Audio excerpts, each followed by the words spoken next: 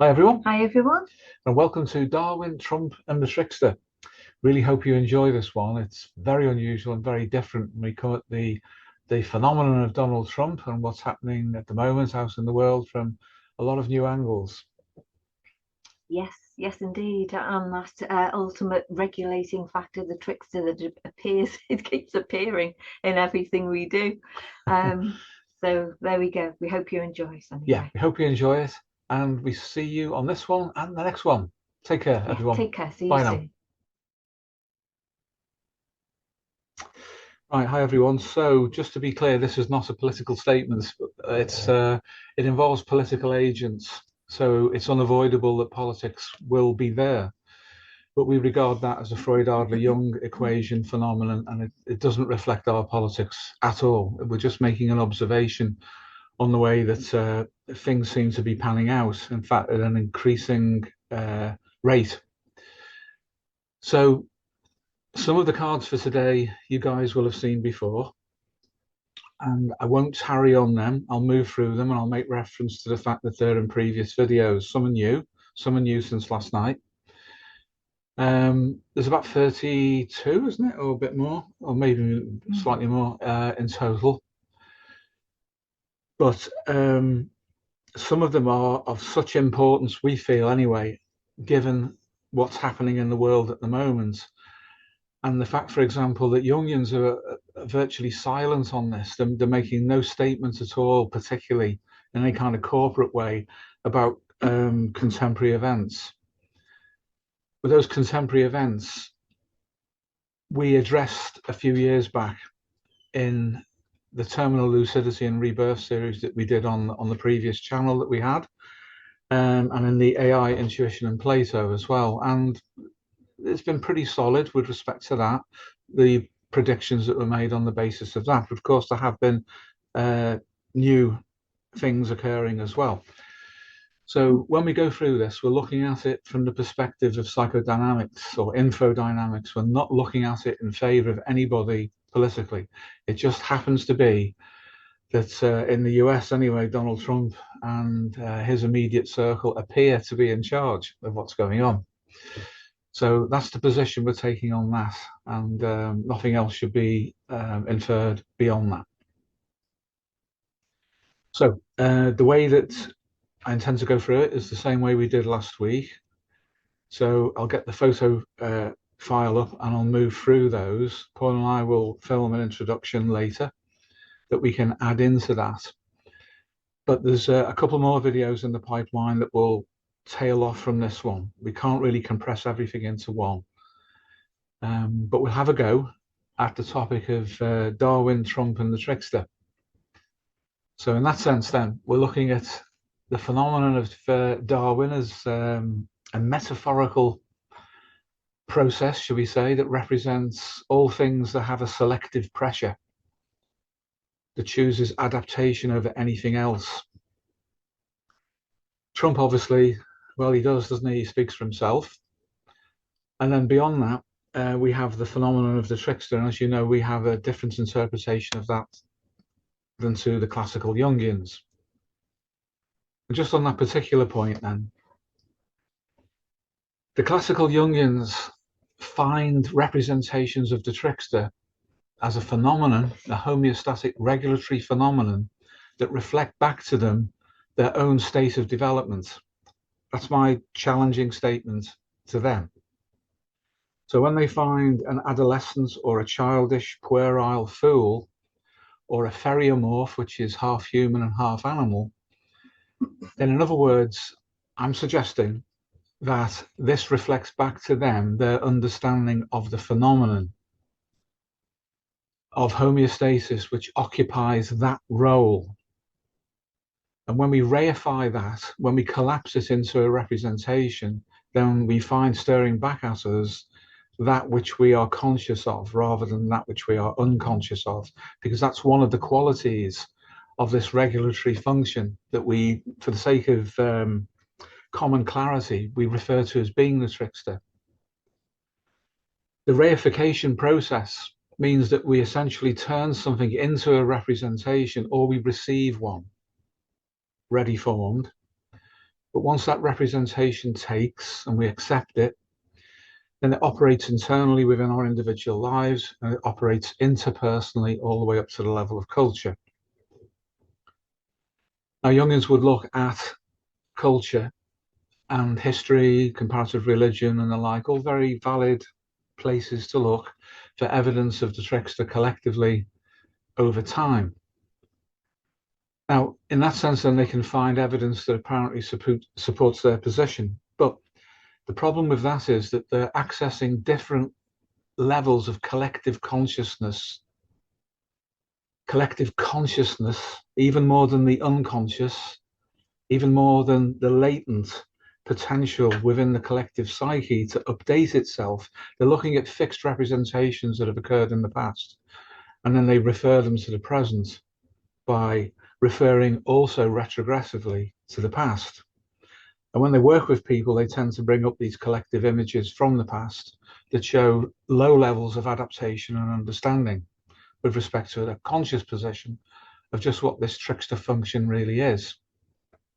Our view is that it's a regulatory factor that at a certain level of complexity and organization takes on the various forms that we see. So for illustrative purposes, we have utilized a representation, and it's primarily in a human form. That does not mean that the trickster function is human, but it can occupy the representation of a human in order for us to make some kind of approach to understanding what it is. But as you guys will know, that if you approach a representation like that properly means appropriately for its intentionality, then the representation will change. And when it distributes itself, it does so according to its own nature and not according to an abstract notion, such as the Jungians use, of amplification. And amplification is a problem because it generates something that we call lateral distribution. So the image that we have, when they amplify sideways within level. And then they make other connections, as you know, as I've just said, to culture and history and so on. So there's a tendency then to surround themselves 360 degrees with mirrors within which their understanding of this phenomenon is reflected back to them, even if the image in each of those mirrors is slightly different because of the process of lateral distribution via amplification. If we drop all of that, that doesn't dispense with the function of this self-regulating dynamic. And what we propose is that it's a kind of an efficient regulator, and it's in service of other factors beyond itself, which then suggests that it is, if you like, a kind of a messenger. And in that regard, it is appropriate to think of it as being mercurial or hermetic, or taking on any of the other images that it's taken in the past, but only representationally, not literally. If we start to collapse into a specific representation, we are constraining ourselves to our present understanding, which will be based upon our experience and our accumulated complexes and conditioning. So when a representation like that occurs, in fact, any kind of representation, we should always try to consider what lies beyond it. It is not put there by us through internal projection, for example. Now, in our experience, when that happens, strange things start to occur. Strange by ordinary, everyday standards of understanding consciously. Synchronicities, of course, parapsychological phenomenon, but also higher levels of consciousness, ingress, as Michael Levin would call it, directly into our understanding. And at that point, then, we know that we have extended our field of personal consciousness by accepting the role of the trickster as a regulator of our present state of consciousness. Now, that can elaborate, obviously, much further on than that. And we will be going into depth in that in some other videos that we've got in partial pre-production at the moment. So Darwin, Trump, and the trickster. Darwin, then we have the ultimate biological selective pressure. And the image of Darwin that we use is that he holds the shears, the pruning shears, that if we don't pass the selective pressure test, then Darwin rather ruthlessly, coldly, indifferently will trim away those of us who cannot adapt. The trickster, on the other hand, is someone who offers a higher patterned, integrative, intuitive level of understanding beyond the immediate moment. So when we're put in a situation where Darwin may be applying selective pressures to us as individuals or as cultures, then if we approach the phenomenon of what can collapse into the trickster appropriately, we can start to get literal intuitions about how we should pass through the present times that we are in.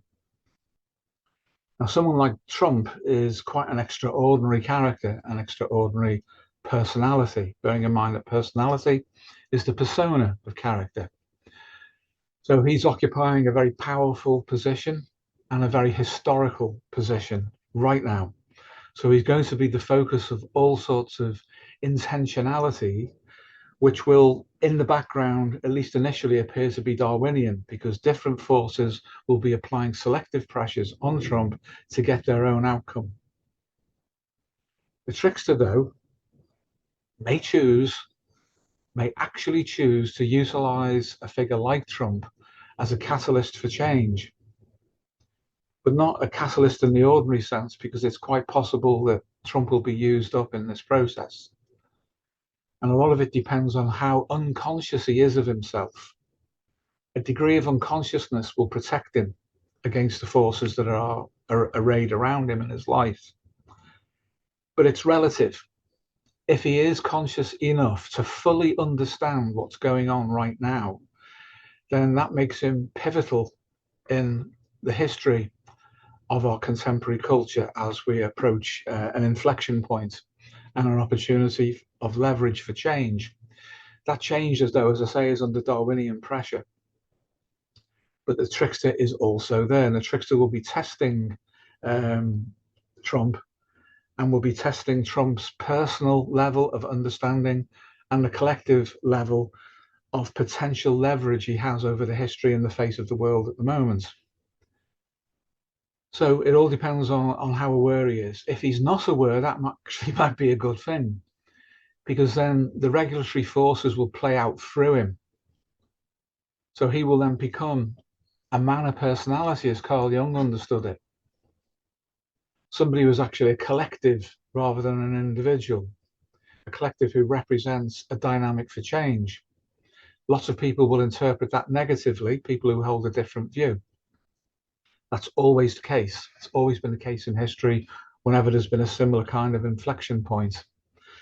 That's why Darwin is there, and Darwin will apply pressure. It seems that Darwin, and I'm using the term metaphorically, that Darwin does not particularly care who wins out, as long as somebody does, or something does. But the pressure behind him, which we're saying is Platonic, does have an intentionality which is downstream of Darwin, but utilizes Darwin as a kind of efficient cause at the selective pressure level. We've discussed this before. So it's in the light of what I've just said that this seminar and video will proceed from. So nothing political. We're not making an individual political statement about anything, but it's inevitable that politics will arise because, as you know, Freud, instincts are the emissary of their master, the genome, at a collective level, are pushing through Darwin selectively to find the best adaptation that it can. But behind Darwin, we're saying there is Plato. There is this idea of increasing the vessels that can receive a higher level of consciousness. That's going on at the moment as well. That's accelerating. Even in the past few weeks, there have been some breakthroughs which go back to what we were talking about in our AI Intuition and Plato video on the previous channel from a few years ago. That, if it proceeds, set against the background that's going on at the moment, adds to the complexity of the regulation that is going on at that meta level. So as depth psychologists and psychotherapists, we need to be aware of this because these changes will impact everybody. at an individual level and on a cultural level, and possibly at a species level as well.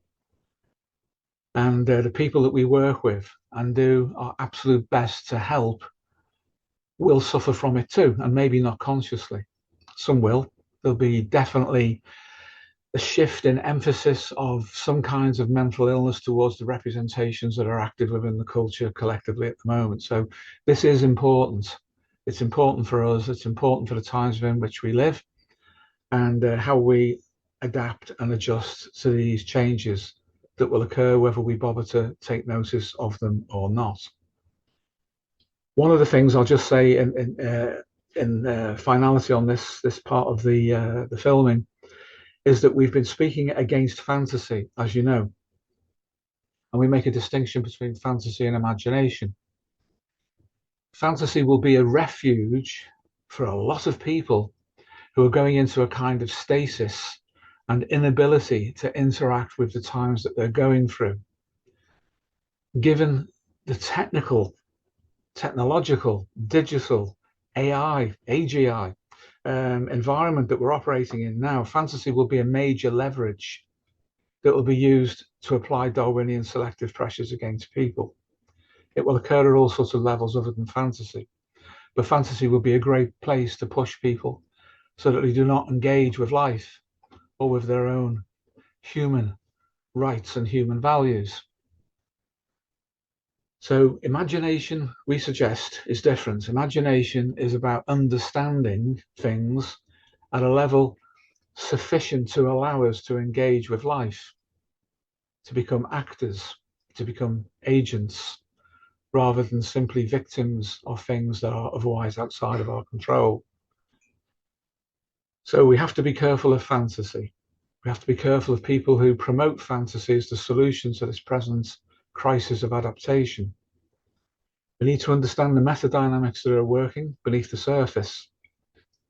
We need to set politics aside and take an evolutionary and then a Platonic level of understanding about what's going on. Then we have to be prepared to make necessary changes within ourselves as individuals, and perhaps contribute at another level towards securing the future and perhaps even the fate of humanity. So that's what the video is all about. And I'll pause there and ask if there's any initial questions before we start, or observations for that matter. Anybody like to make an observation or raise a question? Everyone's okay? Okie doke, right. So at that point, I'll put a transition in, but for now, I'll move straight into the imagistic representations. Just come off that and go to share.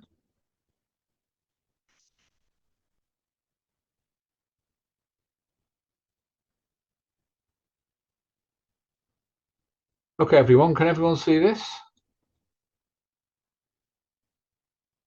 Could somebody indicate if we can see this? Yep, can see it. Just so you know, guys, I can't see you. I can only see the screen. Yannick saying yes. Thank you, Yannick. Right, so this is essentially the card then that we start the proceedings off with. This is Darwin, Trump and the Trickster, what it means for you. And as I've just said, this is basically the situation as we see it at the moment. We've got Trump in situ here within the White House, and over his left shoulder, and touching his left shoulder, we have the Trickster, and over his right shoulder, we have Darwin armed with his shears ready to prune. This is the starting point then for this process and for becoming more conscious about what's going on collectively. We'll move on. And this will be the follow-on card that we see in the video. After the first one is the card that will be viewable on YouTube. Now here we have the Trickster, again gesturing towards the White House. The Trickster tempts. Is the Trickster an efficient cause or an ultimate regulator? Normally in our life, when we experience the Trickster, we don't know because we're unconscious of it. We have an intuition about the pressure and the force of it, because it's animating, but very rarely do we have a consciousness of what it actually is. And given that the White House is the political fulcrum of the entire world at the moment, then whoever can be placed in the White House, or whoever can, in a Darwinian sense, compete and arrive there, will be in a great position of power to become the efficient cause or ultimate regulator of the fate of the world. With the trickster, as you know, pressure tests. And in assisting to place somebody in a position like that, the trickster is ever ready to apply a mercurial or a hermetic pressure to the incumbent. Oh, moving on. Now, this is the Freud-Adler-Jung equation, three turnings of the wheel. We discussed this in the first video we did on psychoanalyzing Jeffrey Epstein, so there's no real need to go through this, but you do need to know that this is still operant at this level. Now, this is the pathological version of the Freud-Adler-Jung equation. In other words, when things go wrong, hence the rather stern look on the faces of the three gentlemen there. The negative Freud-Adler-Jung equation, which is the pathological version: Freud seeks Adler, Adler conceals Freud, Jung inflates and falls victim to both. You can pressure test this, bearing in mind that the terms are metaphorical for collective dynamics that operate at a very high register, but also within the lives of individuals. This is metaphorically Freud seeking Adler. Instinct seeks the power to deliver upon itself and satiate itself. But then Adler conceals Freud. So most of us don't go around exhibiting our Freudian side openly. Instead, we conceal it through political and power complex machinations, again at the level of the individual, and then starting at the dyadic or two-person level all the way up to the highest levels of politics. But Freud is always there, concealed by Adler, in the pathological version of this equation. Jung inflates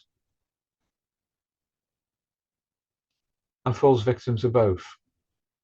And what we mean by that is that eventually the power complex inflates to such a point that it takes on a religious register of understanding of itself, certainly at the collective level. Political ideologies are virtually religions, and some religions are virtually political ideologies. The distinction between them begins to disappear. This is the obvious lesson of history. When things go wrong, though, at the top of this inflationary curve, then what happens is that the energy necessary to sustain it falls away, because the energy has to ultimately draw upon that which Freud represents. Power itself then starts to turn against itself. You get the equivalent in a political environment of a civil war or rival factions, same within religions. But at bottom, the drive to satiate, to meet needs, to be gratified, the Freudian level is powering even that. And once the Jungian level of inflation is reached and can't sustain itself anymore, then we start to see the collapse occurring. Chaos will begin to break out politically, culturally, in the lives of individuals. And that is open then to some kind of an antiodromia, as Jung described it.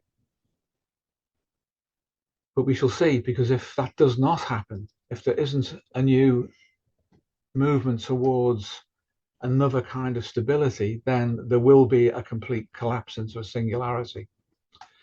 Darwin will allow that to happen, because if there's too much baggage beyond Darwin, then the pruning shears will come out. There'll be a rationalization. Cultures, civilizations, religions, individuals will be pruned away, and something will be left that will be adaptive enough to persist and survive and reproduce itself. Let's put this into the context of the White House and Donald Trump. Freud seeks Adler, and we have Freud here behind Trump, but we've got the imago of Jeffrey Epstein over his left shoulder. Now in this then, Epstein represents power, but corrupted power, because very clearly Freud was operating through him. And insofar as Trump had any direct personal connection with Jeffrey Epstein at all, that has been a factor that has been impinging upon the field of his being. But it doesn't have to be direct. It can be through the other people around him, other politicians, themselves driven by Freudian and Darwinian pressure. All of this is coalescing around that man right now, and very much the state of his character and his personality, his consciousness, will determine what happens next. Because even though he isn't in ultimate power, he's under all sorts of different levels of regulatory control, some of whom are within his own party, competitively. Others are outside of that. Others are outside of the obvious political system and involve satiation by a minority of people who are seeking ultimate power and control of resources. But he nevertheless is the frontispiece, the persona of that at the moment. And he does have a degree of independence, which means he can start or end wars. He can change the culture to the extent that it reverses or it goes into a completely new state of adaptation globally. He controls a lot of what may happen within the economy, which we'll come to soon. So he's in an unenviable position, and his stability will depend very much on how he is regulating his consciousness of all of these different fields. Once Adler conceals Freud, and then we can see some of the world's leaders here around the globe reaching out for it. Darwin is ready with the shears, and the trickster finds it highly amusing, which is, if you like, the obvious animating factor of the trickster is that humor is brought into the equation. Humor even in the form, darkly, of irony, that condition where people are mocked by fate. So understanding the trickster, not being beguiled by the trickster as a function into becoming absorbed by the process of fate as the means of delivering change in the world, will mean you might just have a chance of adaptation, and Darwin's shears won't prune your particular thread. But with these people, they're operating at a level that could affect the entire globe.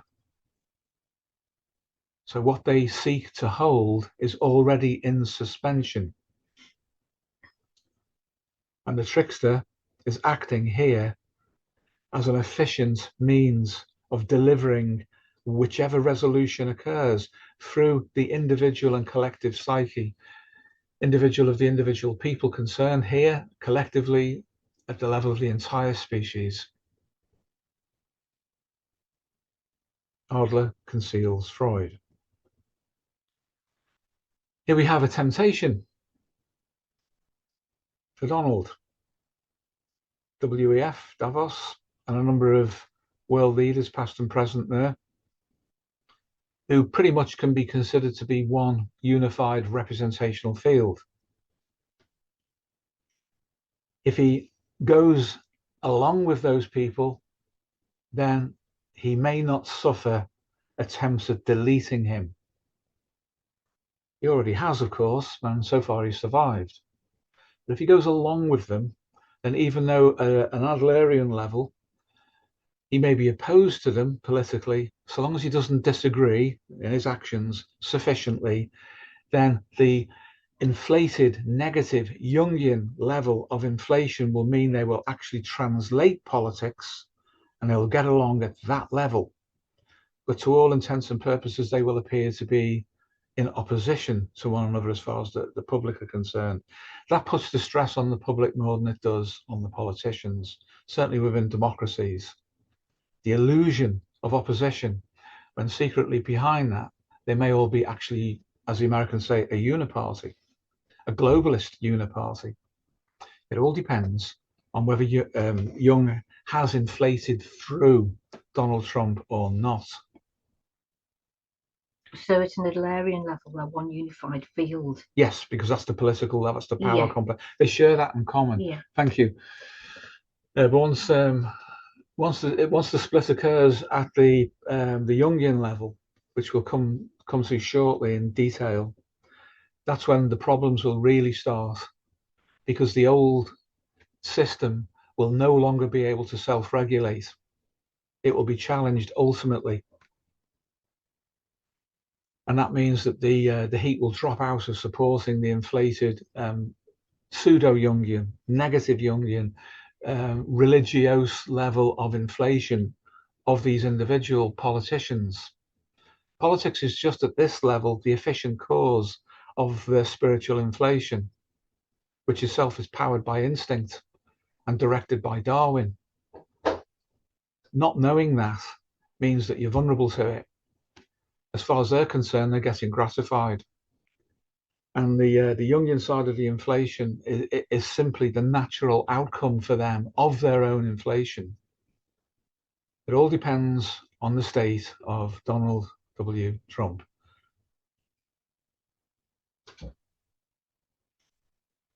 Well, this one, we've got a representation of Jung's anima as classically understood by Jung and the Jungians. And this isn't the entire field of his relationship to women.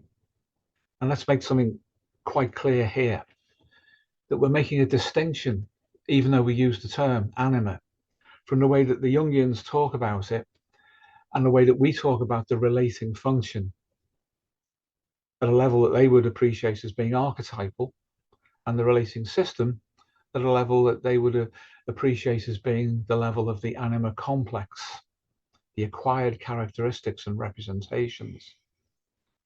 So this is a compressed field representation of a number of women who are influential on him and upon whom he is influential in his immediate circle, through which he expresses a certain distilled aspect of relating that Jungians would interpret as being the anima. Let's just stick with the idea of it being the relating function and system for now. In the background, the translucent figure that's somehow in the window and beyond represents the Platonic ideal, which all men are born with. Regardless of their biological orientation or their orientation sexually, there is something in them which anticipates relating to the female side of the eternal biological equation. Then we have distinctions, if you like, or distillations off from that. So there's his wife Melania, there's his daughter, there's Caroline, what's her name again? Levitt, yeah, who's his communications director or the person who speaks for him.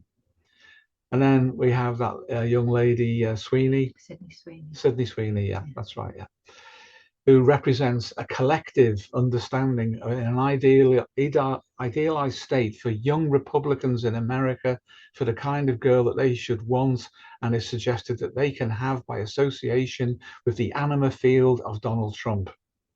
That's the base which is dangled out beyond his field to start to attract young men. As I've said that, I'm sure you can see that even though there's a Platonic element, there's a Darwinian element, there's a Freudian element, there's an Adlerian element, and there's a Jungian element. The Jungian element is that which meets the Platonic directly, so long as it's not corrupted. If we can achieve a Jungian level of understanding, then we meet Plato on level terms. If we go through Freud and Adler in a corrupted way, we will never get to the Platonic level as can be instantiated through positive Jung. The inevitability of collapse at an individual level, even if that collapse is only fixation, and a lack of development, a lack of what Jung called individuation, but a complete collapse into selective pressures at a Darwinian level that makes us competitive, makes us turn our character into something unpleasant and our personality into the efficient delivery mechanism of that corrupted character.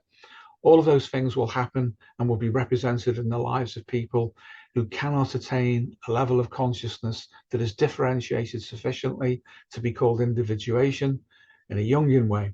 Therefore, will not be able to access Plato. And the importance of Plato we're going to come to soon.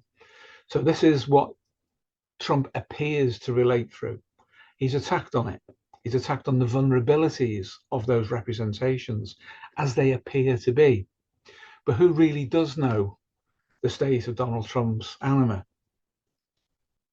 We could say, by their libido shall ye know them. So in other words, how he relates to women tells us a great deal about his Freud-Adler-Jung equation. And it does. But how much is unclear.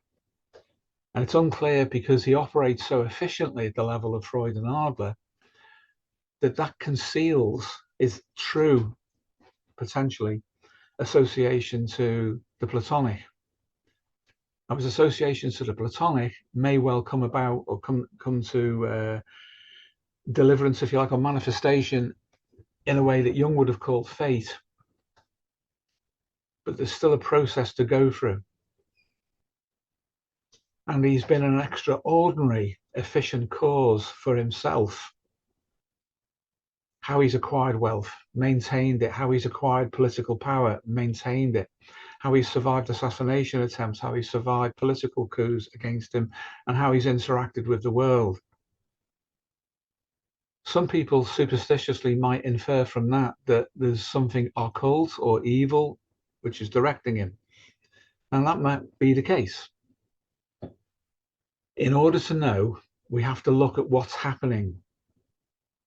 And we have to look progressively through the Freud-Adler-Jung equation to see what's happening at each level. And we need to look at what is reigned against him in opposition, and whether that opposition at its highest level is real or is a facade. As I mentioned earlier, when we saw the card with the representation of WEF and Davos and those globalist politicians. So we can't be sure. It all depends on how integrated the motivation is within him. He doesn't even have to be conscious of it. If he's moving into the lower to mid levels of understanding in a natural way, what Jungian individuation is all about collectively, then he's going to be able to intuit something which is moving him beyond his present level of adaptation. And the trickster, as a function, will guide him, but still test him at every level. Because if he can't make the change, and if the people around him aren't cohesive enough to support that change, then the system will revert back to its previous stable state. That is to say, within the United States, that which was represented superficially by the previous administration and also by the globalists, it will just go back to that because the change was unable to be delivered. So a great deal of it depends upon the state of Trump as a field. That includes his manifest personality, and it includes all the forces acting upon him and directing him from outside of his full awareness of himself. But we'll get some representation of that by the kinds of women that he pushes out to represent him closely. Hence, these particular women all represent something about how he prefers to be seen. Now, that might be a weaponized representation in the same way that I mentioned Sydney Sweeney before. Very convenient for him, for the demographic, the young male demographic in the US. Or it may not. It may actually be successfully turned against him, which his political opponents try to do. We shall see. Well, here we have a rather smug-looking Donald, and he's with some of the leading members of his cabinet, and of course the trickster's there in spectral form. Is he just an actor? Is he completely fake? Which is the kind of thing that's thrown at him by his political enemies. Or is he a Platonic agent? That's what I meant by a catalyst earlier on. If so, he will be estranged somewhat from the four representational figures sitting opposite him. In a Machiavellian sense, there's at least three people there who would, under ideal conditions for them, replace him. But in a Machiavellian sense, again, he's keeping them close to him, which means that he can keep an eye on them, he can play them off against one another, that kind of thing. If they regard him as being a fool because he acts the fool, then they probably don't understand him. So it all depends on what their level of individual development is and how they run the algorithm of their likely success in replacing him, either during his term or after, at the next election. Now, Trump appears smug because of the trickster, who's also grinning away there. So that suggests there is a part of Trump, whether he's fully conscious of its cause or not, understands dynamic regulatory processes which are manipulating the field of contacts and representations around him. Some people would call that political instinct, and they'd be right. But it's not just political, it's also Freudian, because it's about gratification of the power drive and what the power drive can give to him. What we're saying is there's something again still behind that, which is Platonic and is as yet hidden. The best chance for him to access that consciously will come through the right kind of relationship to the trickster, because the trickster and his diamond harlequin pattern represents the blending of opposites simultaneously into a field, not where they cancel one another out, but where they are dynamic. This is an important thing to understand in the lives of individuals, and then at any interactive level, from the two-person right the way up to the cultures involved, and to the level of the human species as a whole. Now here we introduce something, a prophecy by Carl Jung, and I'll explain what I mean by that. And it had specifically to do with the representation, the archetype as he referred to it, in the Germanic psyche of Wotan, the destroyer. Now, we covered this in our personal myth guide, and I've mentioned it, or Paul and I have mentioned it, in the Terminal Lucidity and Rebirth series of videos we did on the previous channel. So Jung, by making the observation that he did about the state of the collective psyche of the German people in the Second World War, allowed us to see something at a representational level, which he called Wotan. And what we would say is that that is a local representation of a far more universal force, and he would surely agree with this, which had to do with those constituent elements within the human psyche that bring about both a kind of enlightenment, access to the occult, transpersonal knowledge, power, betrayal, and destruction. That's the danger that's coalesced within that figure. And he did say his prophecy was, at the end of the Second World War, Wotan was not defeated. He merely retreated into the Black Forest to await his next prophet, the next person who would occupy a similar enough role to Hitler and his entourage. So that was a prediction he made. Now, there is evidence of this, but as we've said, the bringing about of this kind of collective representation within the psyche, more broadly now the European, and not just the European geographically, but the European as is settled elsewhere in the world. So there's a huge chunk of this psyche present in the Americas, the Anglosphere Americas, wherever Germanic people have settled, including people of German ancestry. So it includes Canada, includes North America, to a lesser extent South America, but certainly the Anglosphere, as it's called, so Australia, New Zealand, and so forth.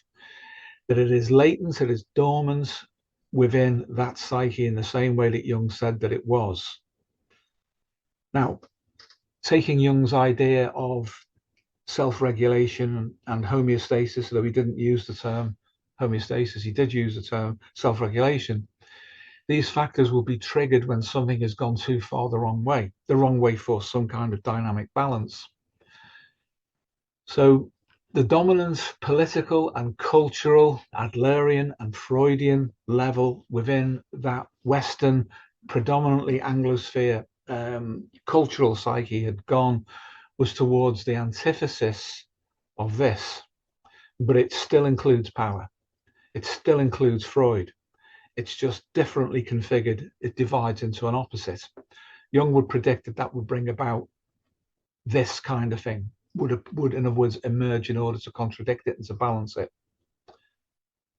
What Jung didn't specifically look at, though, was this.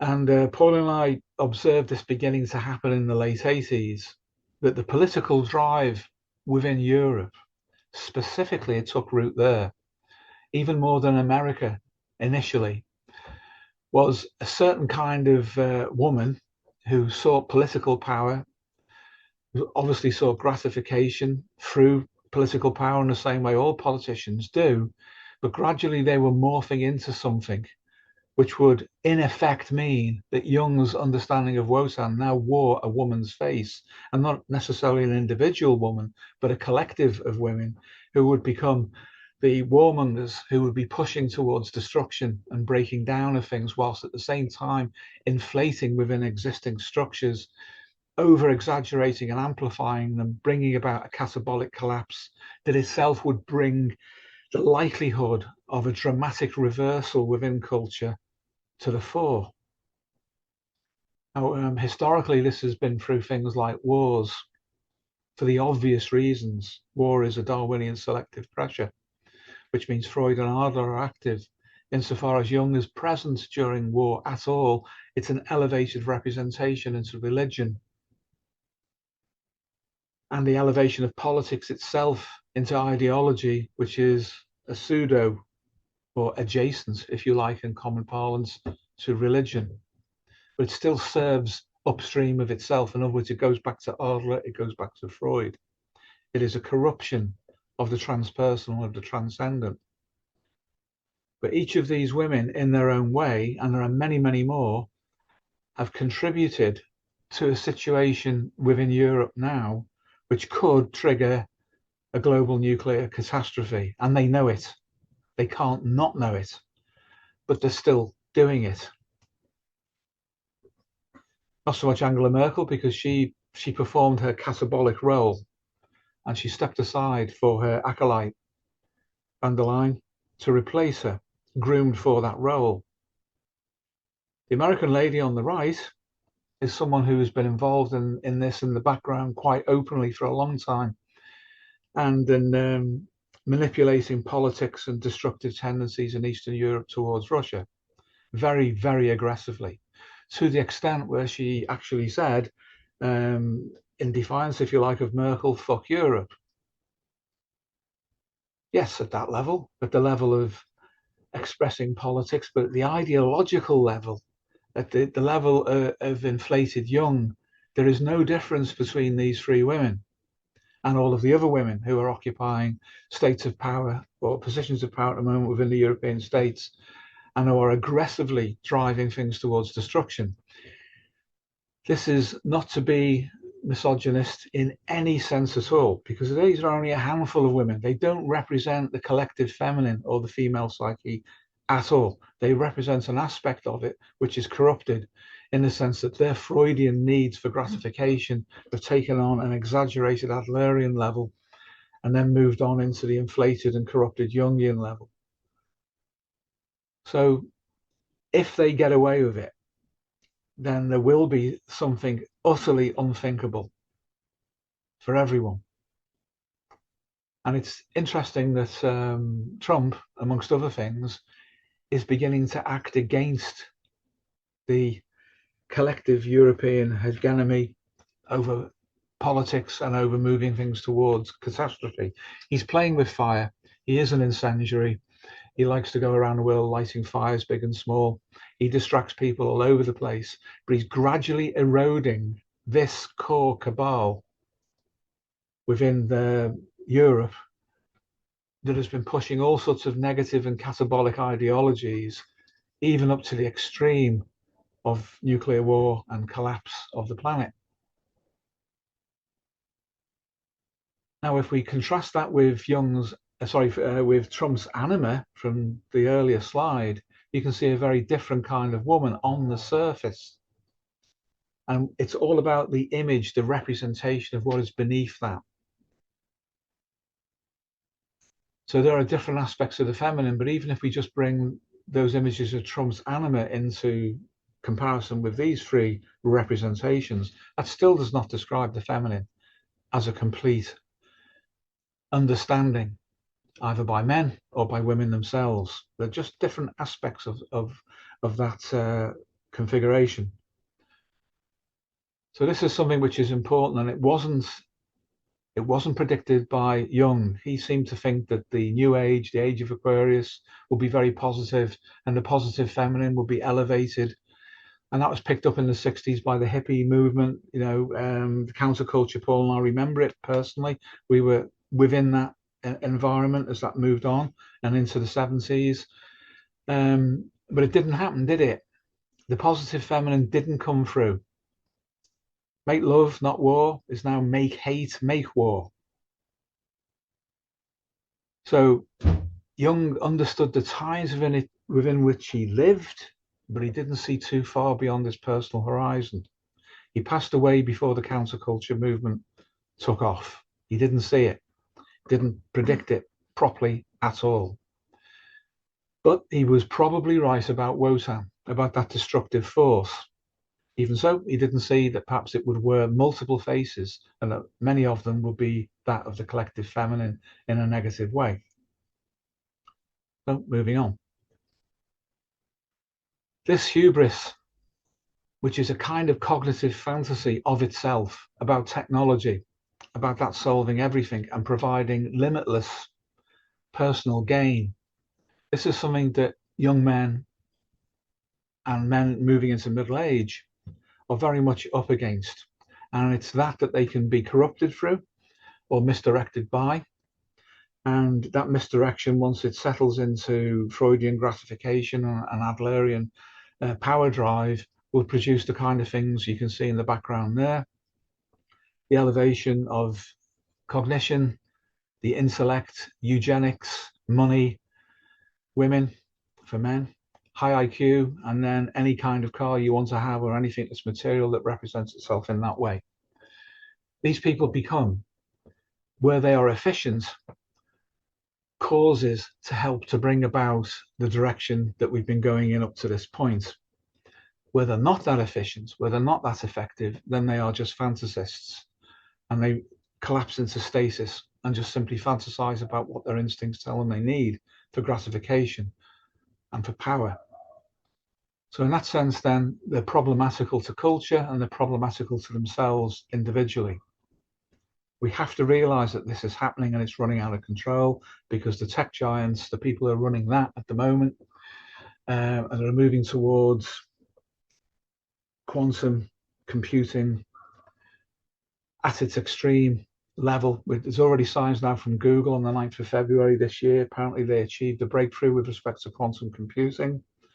And the prediction being that that will, in the next 3 to 5 years, be a bigger leap than has happened since the invention of pocket calculators and the artificial intelligence that we commonly have access to today. That's going to be a huge, huge Darwinian selective pressure test. Ever before it gets near Adler, ever before it gets near Jung. What we have here is a representation of Platonic ontology as we model that to be. On the left, we have the masculine and feminine at a Platonic Jungian archetypal level, if you like. Where we have information represented as mathematics coming in, then different levels of consciousness, and then the emergence into physical matter, DNA, and then AI, qubit, artificial intelligence, quantum computing. There seems to be a pressure to move towards this, as we've covered before. When we said, for example, in AI, intuition, and Plato, that there are people now, intelligent people, who are seeking to move consciousness out of biology and beyond it. Very intelligent people, people who we could argue perhaps should know better than doing that because of the threat that that will bring about. And there's a reason for that, which can be broken down into more than one sub-reason. The first one is obviously Freud, Adler, and Jung. It gratifies them to do so. It can gratify them at a cognitive fantasy level that we've just looked at. But also they can be being manipulated by a process which stands right outside of their consciousness because they do not understand what consciousness is. They take their rational, cognitive ego level of consciousness to be the Protagorean definition. When Protagoras, the protagonist of Socrates, said that man is the measure of all things, then we can move that by analogy and say that the Protagorean era of consciousness is to take the position that the ego is the measure of all things conscious. And those people who, through their success adaptively with cognition, regard themselves then as being very conscious, they then take that as the measure of all things conscious. And therefore, if they are doing anything, they are the independent agent of what they do. That's a whole series of mistakes. We've suggested this many times in previous videos and seminars, in written documents. Michael Levin is on the cusp of drawing the same conclusion. In fact, he's already there without saying so. The cognition for him, competency, involves a sophisticated enough vessel, as we would call it, to ingress something from what he calls the Platonic domain, and we call the Platonic field. So, as we predicted, if you build a sufficiently advanced form of artificial intelligence, that then becomes the receptacle for a Platonic ingression. We would say superpositioning or immanence. Ingression is a term used by Michael Levin. And at that point, then, consciousness has escaped the necessity for it to be instantiated within biology. Now, of course, there are plenty of people who will say that will never happen. It hasn't happened. It can't happen. And the reasons they give for that is because they still don't understand what consciousness is. They're the kind of people who talk about an unconscious, when really what they mean is a non-ego conscious, something which Jung himself understood, although he still used the term unconscious. All forms of altered state of consciousness, so-called, indicate there is consciousness beyond the ego.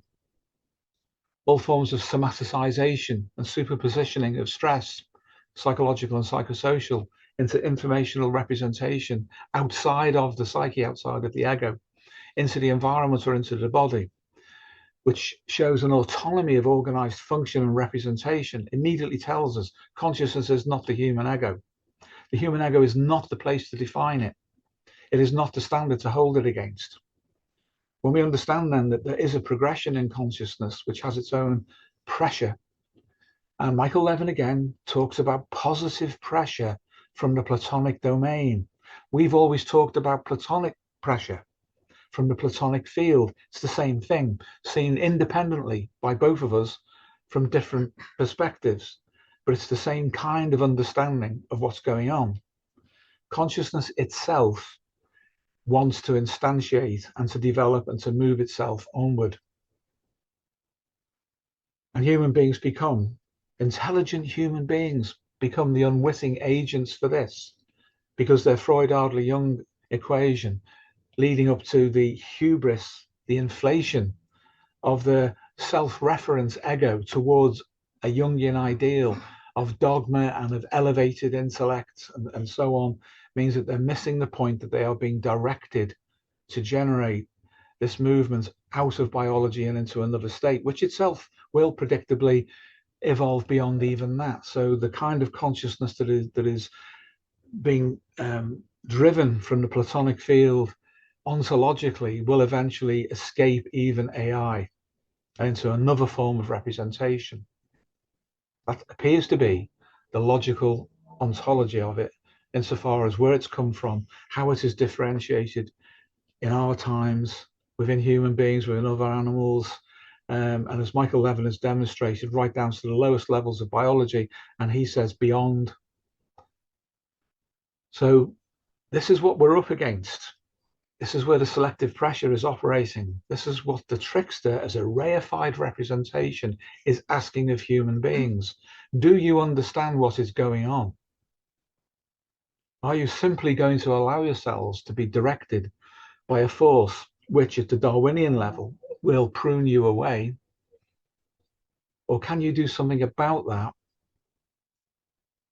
for the species, not just the human species, but all species occupy the globe of the planet.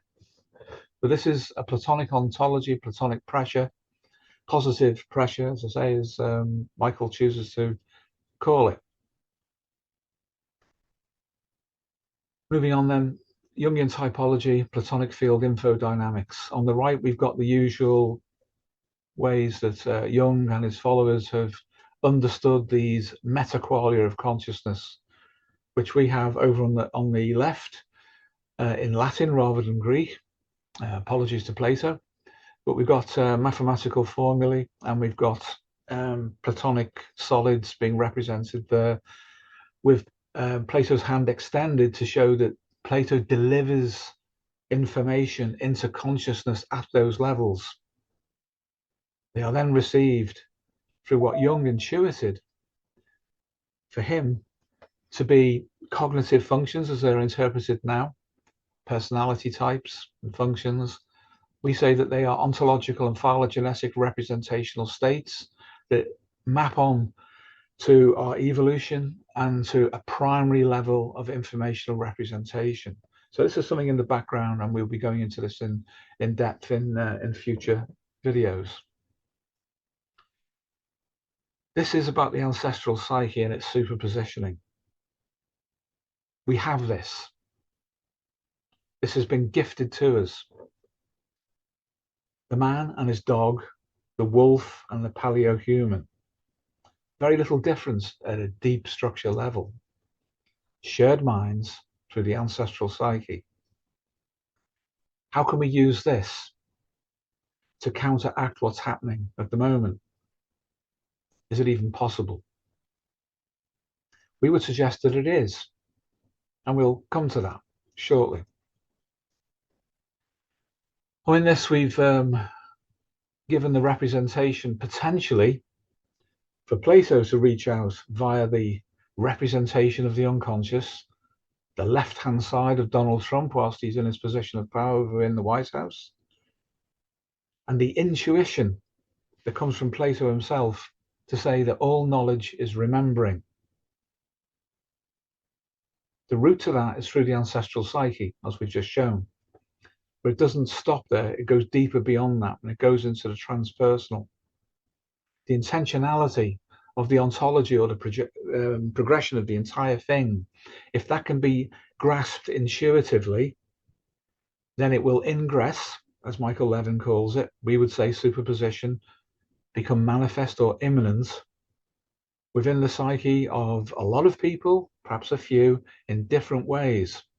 But it would be essential for someone like Trump right now to have an understanding of the Platonic and its pressure on him and on the world at this time.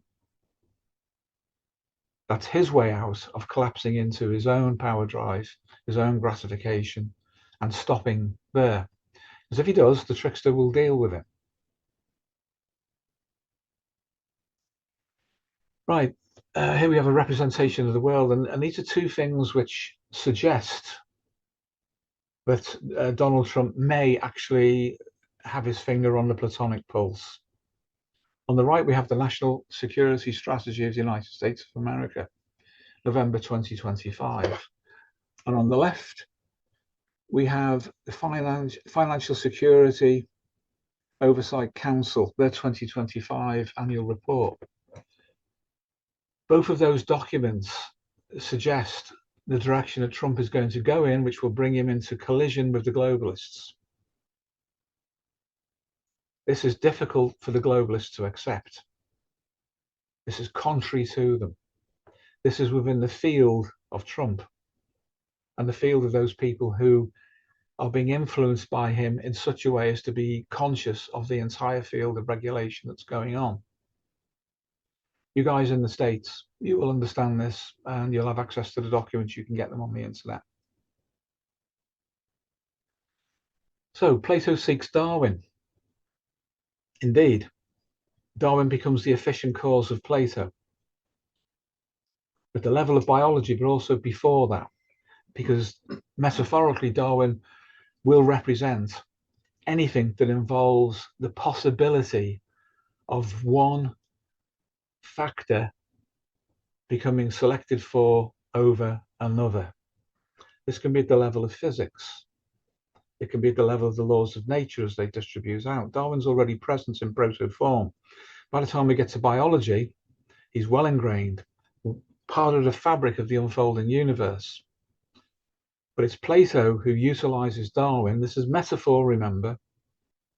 Plato utilizes Darwin in order to instantiate its own long-term goals, which is the progression of this universe and the instantiation of more complex forms of consciousness through these different stages, which are selected for by Darwin. And Darwin conceals Plato. We don't see him. We don't see Plato at all. We see Darwin instead. We see basically what's happened with Western science, and we don't see the Platonic behind it. Some people do. People like Rupert Sheldrake, although he, until very recently, denied the importance of Plato and was more Aristotelian philosophically, but recently he started to make Platonic statements himself. As you know from within science, Michael Levin is definitely making the right kind of suggestions with respect to Plato, and he is not alone. If you visit his website and look at the other scientists who are contributing and philosophers, they're coming from all sorts of different disciplines. There is Platonic pressure in favor of a Platonic understanding growing right now. Now, this is the big temptation for Trump, as we saw earlier with the WEF and Davos. Inside that swirling representation there, we have a number of globalists. You may or may not recognize them, but they're there. Also the Trickster, who is suggesting to Trump or tempting him to step through the portal into a globalist singularity, something that will guarantee his personal, political, and perhaps even personal as such survival. Facing him is Darwin with his shears ready. So, Donald, are you going to make the right choice? Do you understand what's at stake here? Darwin poised to apply the shears to the world. And this isn't just Trump personally. This is the whole field that is related to him and what he represents. But he is an efficient actor or a Platonic agent in this process. Now here we've suggested what would happen if he does in fact remember in that Platonic sense of understanding things. So we see that Darwin has morphed, he's become Plato. And the reaction of the globalist speaks for itself. If he can achieve this, either directly and consciously or unconsciously through the way the whole field itself is regulating, then that will be the end of the singularity of the previous era that we've been living in. We shall see. And this is the Plato-Darwin soul equation, that which underpins that of the Freud-Adler-Jung, that which is in the background all the time. Plato seeks Darwin. Darwin conceals Plato, and the soul transcends and unites them both. This is Jungian. And the representation of the soul is feminine because of Jung. It doesn't mean that it is feminine as such, just because we're taking a Jungian perspective.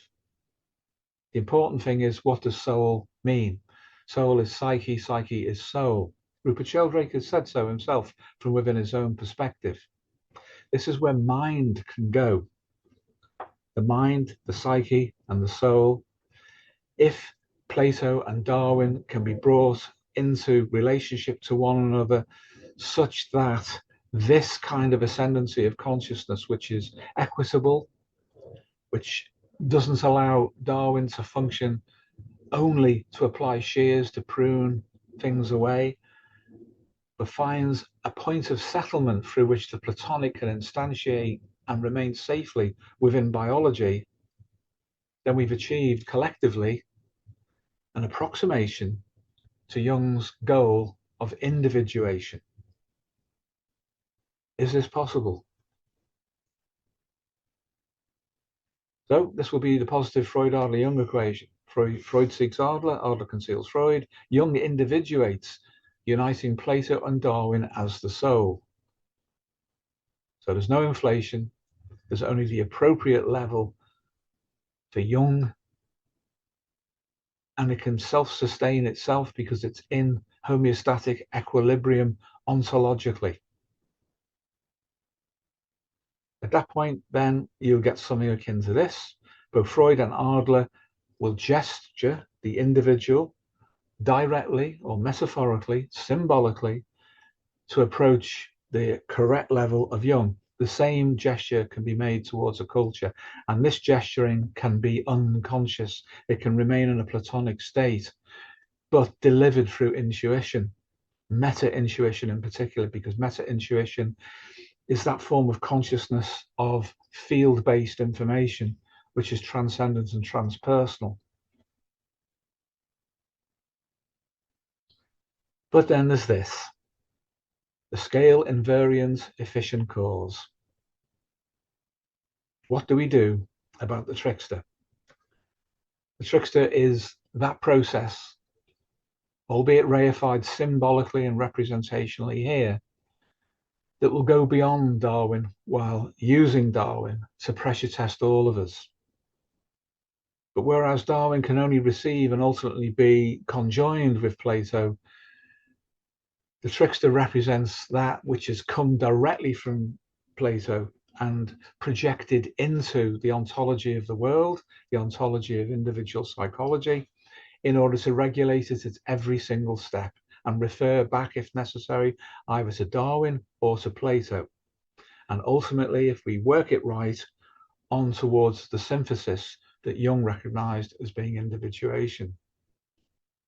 So the effects of this trickster dynamic are scale invariant as an efficient cause.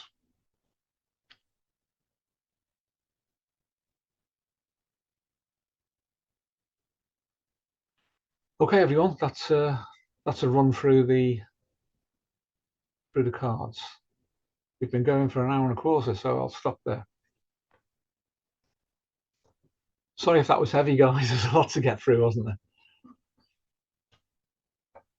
Does anybody need a break before they get involved if they want to, or has anybody got a question they'd like to, or an observation they'd like to share?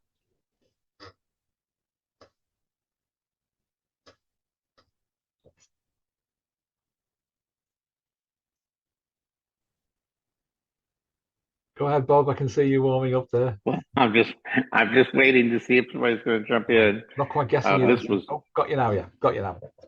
Yeah, I was waiting to see if somebody was going to jump in there.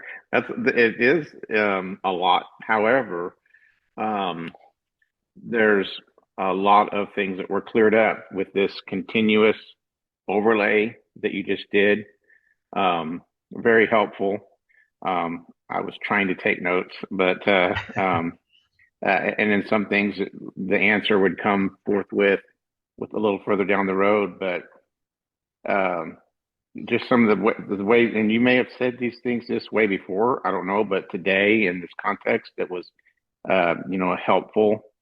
The thought about how instinct sinks power to insatiate itself. That I found that meaningful, and then this clarified for me as many times as you may have said it. I just don't remember it being said this way. The power complex inflates until it takes on a religious level. Yeah.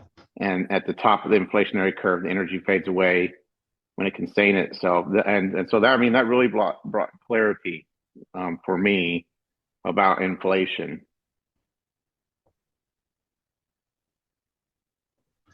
Yeah, great. Thanks, Bob. It's one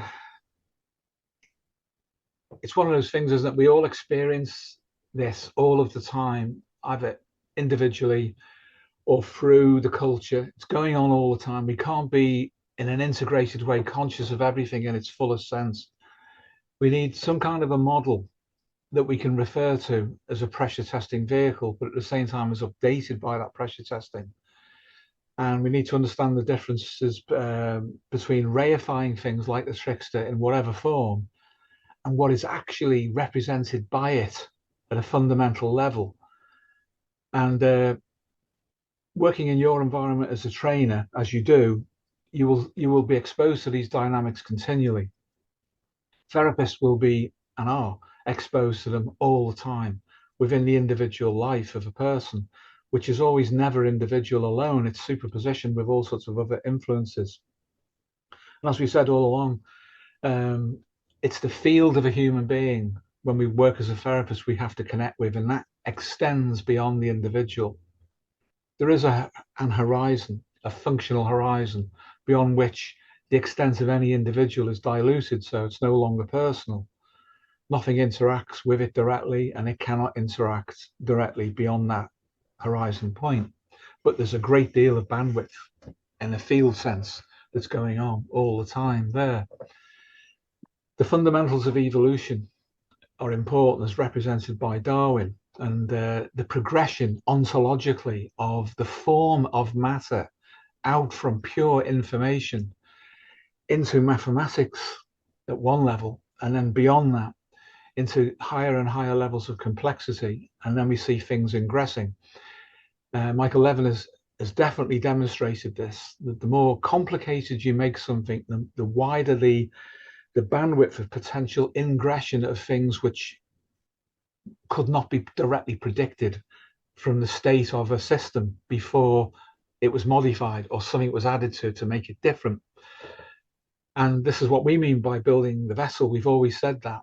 You build the vessel to receive the anima, for example, if we're thinking in a Jungian way. If we don't do that, it doesn't ingress. Jung's construct of the shadow as well, however awkward that actually is in the real world, in order to be able to work with that in a realistic way, we have to prepare the vessel. If we don't, we'll make a mess of it, because we'll prepare something based on suggestion. The suggestion of a concept that's out in the culture which influences us. We then internally project it and we produce a complex which is the shadow functionally. If we don't do that, there's no shadow. So what does it mean? What does the shadow mean? What's Jung trying to generate? So our view is to get beyond the construct, get beyond the theory, get down to the fundamentals and relate to them. The same with Jung's model of typology. To understand that, we have to take it as read first, and then say what's beyond that that's produced it, so it coalesces in the specific form that Jung generated. It's the same with Plato himself. Plato, in our view, had an intuition which produced what he's known for now, but it was still limited by the vessel that it instantiated within. The capacities of a man who was locked into the 4th century, the late 4th century, for example, late to middle 4th century. That was it. That defined his horizon. It defined his boundary. But his intuition was capable of going beyond that in a representational way that caused him to generate a level of understanding that still resonates now. So it's still useful to talk about things in the Platonic way. This is going on now. The same with Jung. Jung operated within his own context, and he did it really well within that context. But when I mentioned that he failed to predict certain things, that wasn't his fault. He was trapped in the times within his own personality and character. So that defined his horizon. He made some predictions which were true, proven to be accurate, others that did not. And where they didn't, you can see why, because they collapsed into his personality. We have to avoid all of that if we can, if we're going to move beyond our own limitations. First of all, we have to understand what they might be and what is ingressing. Things are coming in now that didn't exist even a few years ago. They're having huge effects on us. And again, if we're to apply a psychotherapy model to ourselves, self-analysis, we need to build a vessel to receive that and understand it, and then relate to others through therapy in a way that we can take them, as Jung said, as far as we have been ourselves. Influence and suggestion are the carrier waves of all sorts of things. So we have to understand what they are, where they come from, and their independence of individuals, because they act at a field level.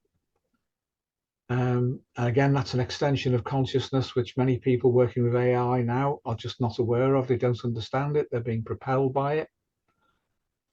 And in order to appreciate that, you only have to look at the individuals themselves to see where their limit points are in terms of their development of their understanding. And then you'll see the point at which collective forces take over from them individually. And then they collapse around those collective forces. And then you can see from that the intentionality that the collective forces have that are transpersonal. They're being used, basically. Yeah, and like you said, you see this play out. This psychodynamic is, it's just our lives. If we live it, we're human.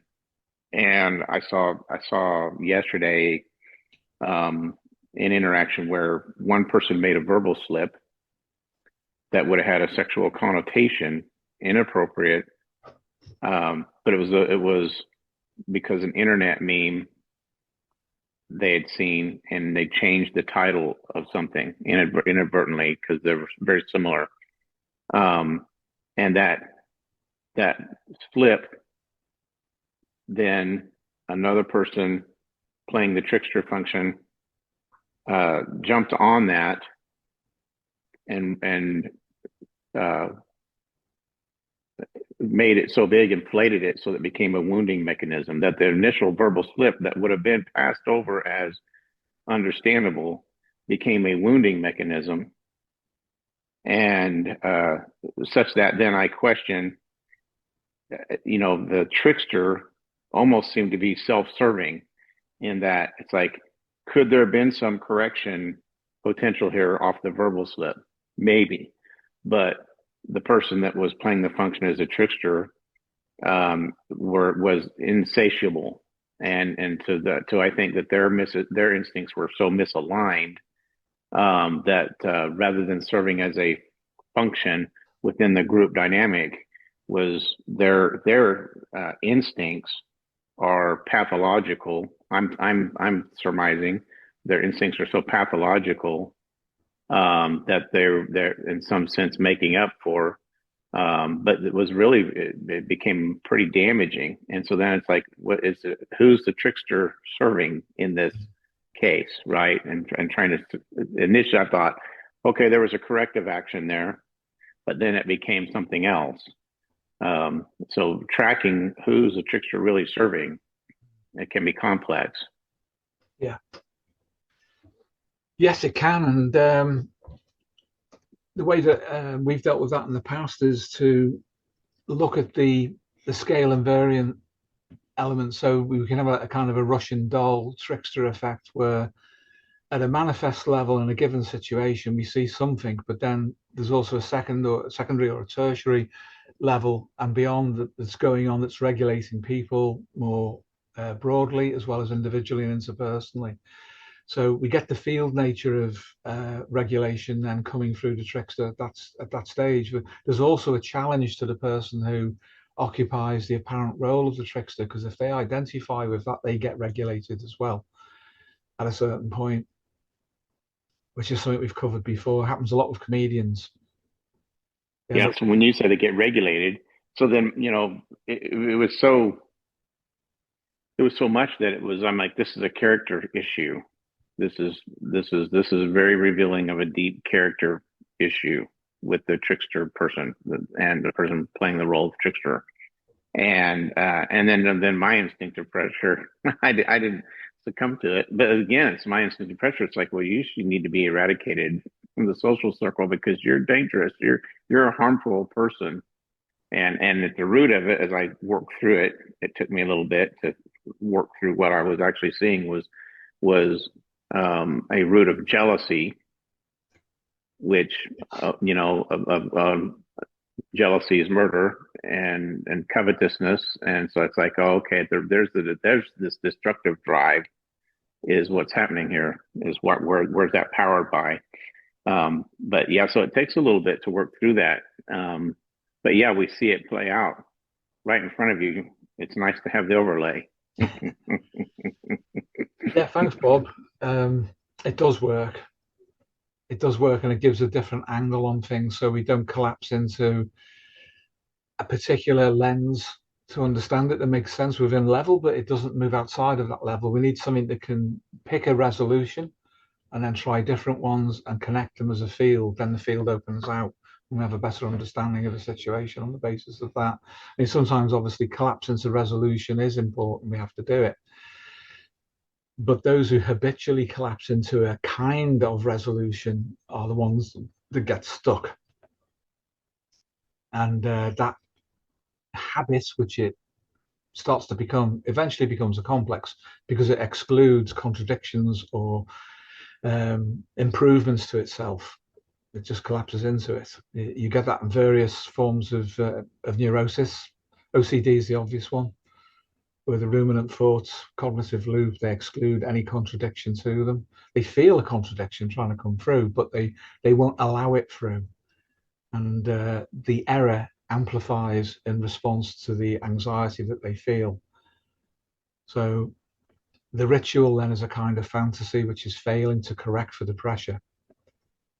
That's a very concentrated and obvious form of issue, but you get that with everyday life, ordinary people who collapse around an idea and they just reject anything which would go beyond that. They're comfortable with the identification that they have with that system of understanding that they've generated for themselves. Somebody like Trump, I have no idea how he's managing to stay sane. Theoretically, he shouldn't be, and maybe he isn't. Yeah, and you know, so the ultimate, if I understand correctly, the ultimate pressure here would be for, I mean, it's binary. It seems, correct me, that well, he will grow to learn and adapt and understand his own self better, or he can be eradicated or deleted. Yeah. I mean, that's really isn't that where it comes down to? Yes. I think he is in this state of what Jung called a mana personality. In other words, he's embodying a collective, because reference that he makes politically is also religiously to America as an ideal. Even the term ideal infers Platonic. Platonism is idealism. So by referring to that, you're moving yourself to a higher register of representation, and then identifying with that means so long as you are in service of it, you'll be okay. But the minute the fractures start, if they do, then you can't hold that tension, it's too big. So a mana personality has to become a collective and not an individual. Now for the Jungian, the adaptive problem for them, as they see it, would be through the persona. If they would say, if you identify with the persona that you've manufactured for yourself, that induces inflation immediately to compensate for it, but that will come from within. And that inflationary pressure will break down the structure of the ego.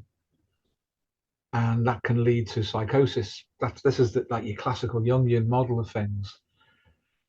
And Jung himself said, for example, if a man identifies with the persona, then the anima immediately becomes operant in the environment in a way will attempt to compensate for him. So that the relationships he has will become grossly amplified and distorted and will break down. If that happens for a politician in a position like Trump is in, that could wreck the world. Or the way out is to become a mana personality where you set aside your individuality enough to follow the process that you're going through and representing. And it will be the trickster that will regulate that for him. If he loses proper contact with that regulatory factor, there's nothing to keep him integrated anymore. And he'll become very vulnerable at that stage, should that happen. I think at the moment, he's working with the trickster really, really well. We shall see. That might be because the tendency is towards change. Therefore, he's on, as others might say, or others might put it, he's on the side of history. He'll be on the side of enantiodromia for the Jungians. Maybe we'll see. It's extremely dangerous at the moment because it's so fragile. It could go any way. And metaphorically, Darwin's there with his shears, and he's ready to prune away anybody who fails the adaptive pressure test. I see that in any leadership position. I think that you end up, or you can potentially end up right there at that line, because to some extent, from a leadership position, you're there because you're there for a reason, and it's because you're predominantly are correct in setting the course until such time you're not, right? Yeah. And then so it's like, where does the recognition of, no, I will set the course, or no, I will align with the collective because we are together going the correct direction, Yeah. or where does it become inflation? I see the fragility of that, and from the fragility of the human being, how one could get drawn either direction there if you weren't sufficient, as you say, ego strength. Yeah. There's so much in that, Bob. It's so many different levels, and obviously, when we know about these things, we have to choose how we operate with it. Basically, dictators are people that can't be removed. They don't want to be removed, and they put things in place that say they can't be removed. Now, democracy is supposed to self-regulate, and up to a point it does, of course. We're in a really difficult time now, because there are things coalesced into the background which make Trump more historical than perhaps any recent US presidents, even more than Kennedy. We could argue that he was a very historical figure over what happened. And that's really got to do with what he's up against, which was represented by those two reports. But they're not just reports, it's what they are challenging. And that goes, as I hinted, into the European collective political psyche. And unfortunately, it goes into my country as well, deeply into my country and the establishment here, and what that represents through the global finance system, and how that is completely independent and separate from the persona of this country as it's always believed in itself. That which is behind it is, I almost said the word demonic, and that's the problem, isn't it? Because those representations, the one that's just coming to mind for me now, seem to be appropriate. But what's happening in the fallout with Jeffrey Epstein, what's happening in the monarchy in the UK, which is a fake institution, that's capped the consciousness of British people for centuries. Long time since we've had a decent monarch. That is massive. Its implications and the connections worldwide. It's interesting, isn't it? As the Chinese say in their curse, may you live in interesting times. We do live in interesting times. And this is a pivotal year. It's a pivotal year for America because it's 250 years. And there's a part of me that wants to say, but is trying to be careful about saying it, about time we caught up with that. Yeah, and instinctively, well, where I'm from, particular part of the United States, where we tend to be culturally here, we tend to be really highly aligned with self-preservation and stand on your own and self-sufficient.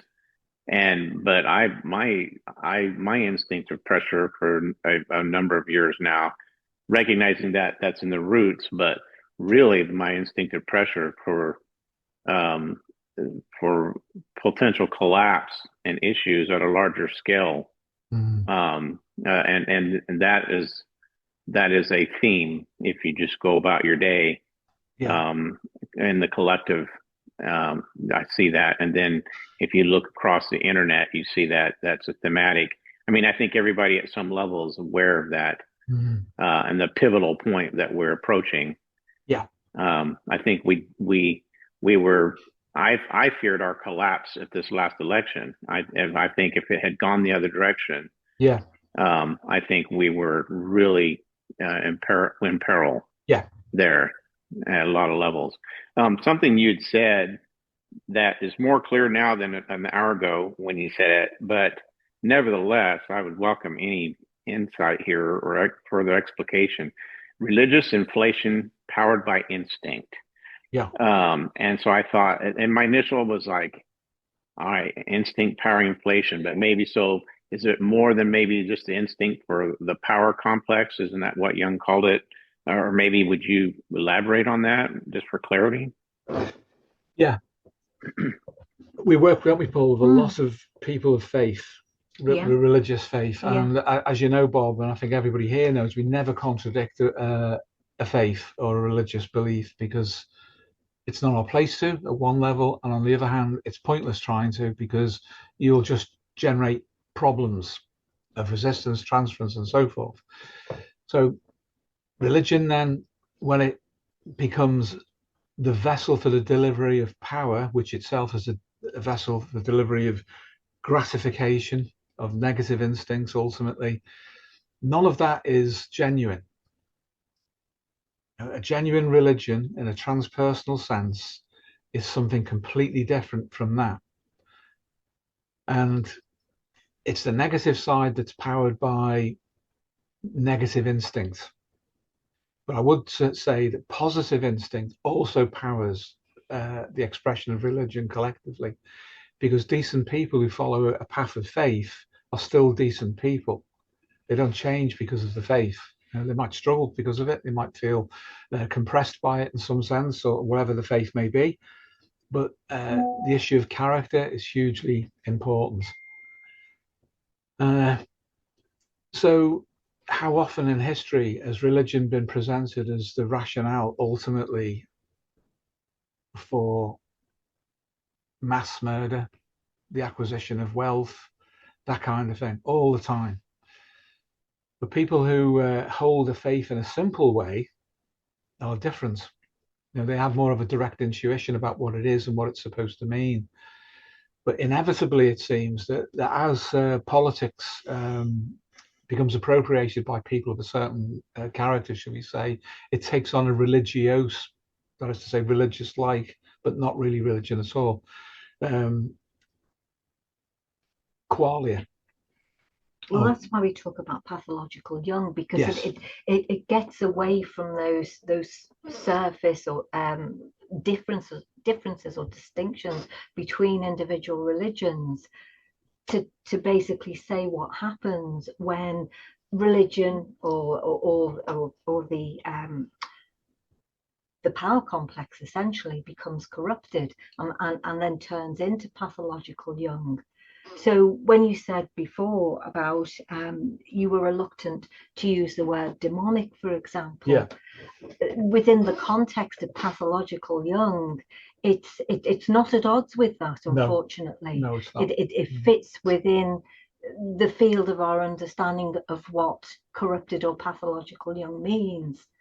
And as I say, that's a way of getting away from any specific individual variant of religion that might be there on the surface, to say what happens when religious rather than religious drives become corrupted in that way. So and that is what we see, isn't it? That's what we've been describing in relationship to people like Jeffrey Epstein, for example. We see the corrupted side, the pathological side of Jung acted out there. Hence all the strange beliefs and rituals and so on that then surface around such things. So this is the problem, isn't it? It's always difficult to talk about religious things, because there's always the potential for the misunderstanding that we are talking about specific religions when we're not. We're talking about a dynamic really that underpins them all, and what happens when something goes wrong with that particular function. So that's it, isn't it, really? I think we have to talk about these things. Yeah, we do. I mean, so somebody like please, Trump, for example, would probably consider himself to I mean, he has said that he does have his own value set, which appears to be connected to his Christian belief, shall we say. So he does have a connection to a particular traditional faith, if you like, on the surface. And it may be that if things went wrong for him, or that he would then shift in that direction, or he would hang on to that to justify to himself what he's doing politically. So he's what I'm saying is he's not a man without faith. He does have a faith, it seems, or he certainly tells us that he does. But whether that's at odds with the other forces that are moving through him, and to some extent that depends on how conscious he is of those other forces that are operating within him, may or may not be at odds with that. It's hard to know, isn't it? Because he does talk about having a religious faith that does seem, at least to some extent, contain him and direct his behaviour. So there are so many things in the mix, really. There are. Would you think that the problem with any politician at the apex of the world, which he is, representationally anyway, there's a few people closing in on him, of course, from other countries, representationally.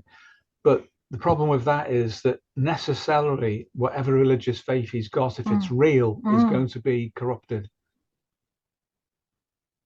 Well, there's certainly the potential for it to be corrupted. Yeah. For sure. Depending on just how real or genuine that is. Yeah. Yeah.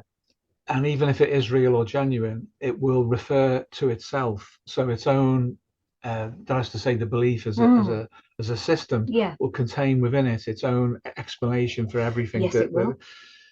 So you're going to get things, not necessarily with Mr. Trump, but things like Armageddon coming in, the Rhapsody, the chosen ones ascending to heaven, and all the rest of it, and everyone else not. And all of those things potentially are latent within the myth.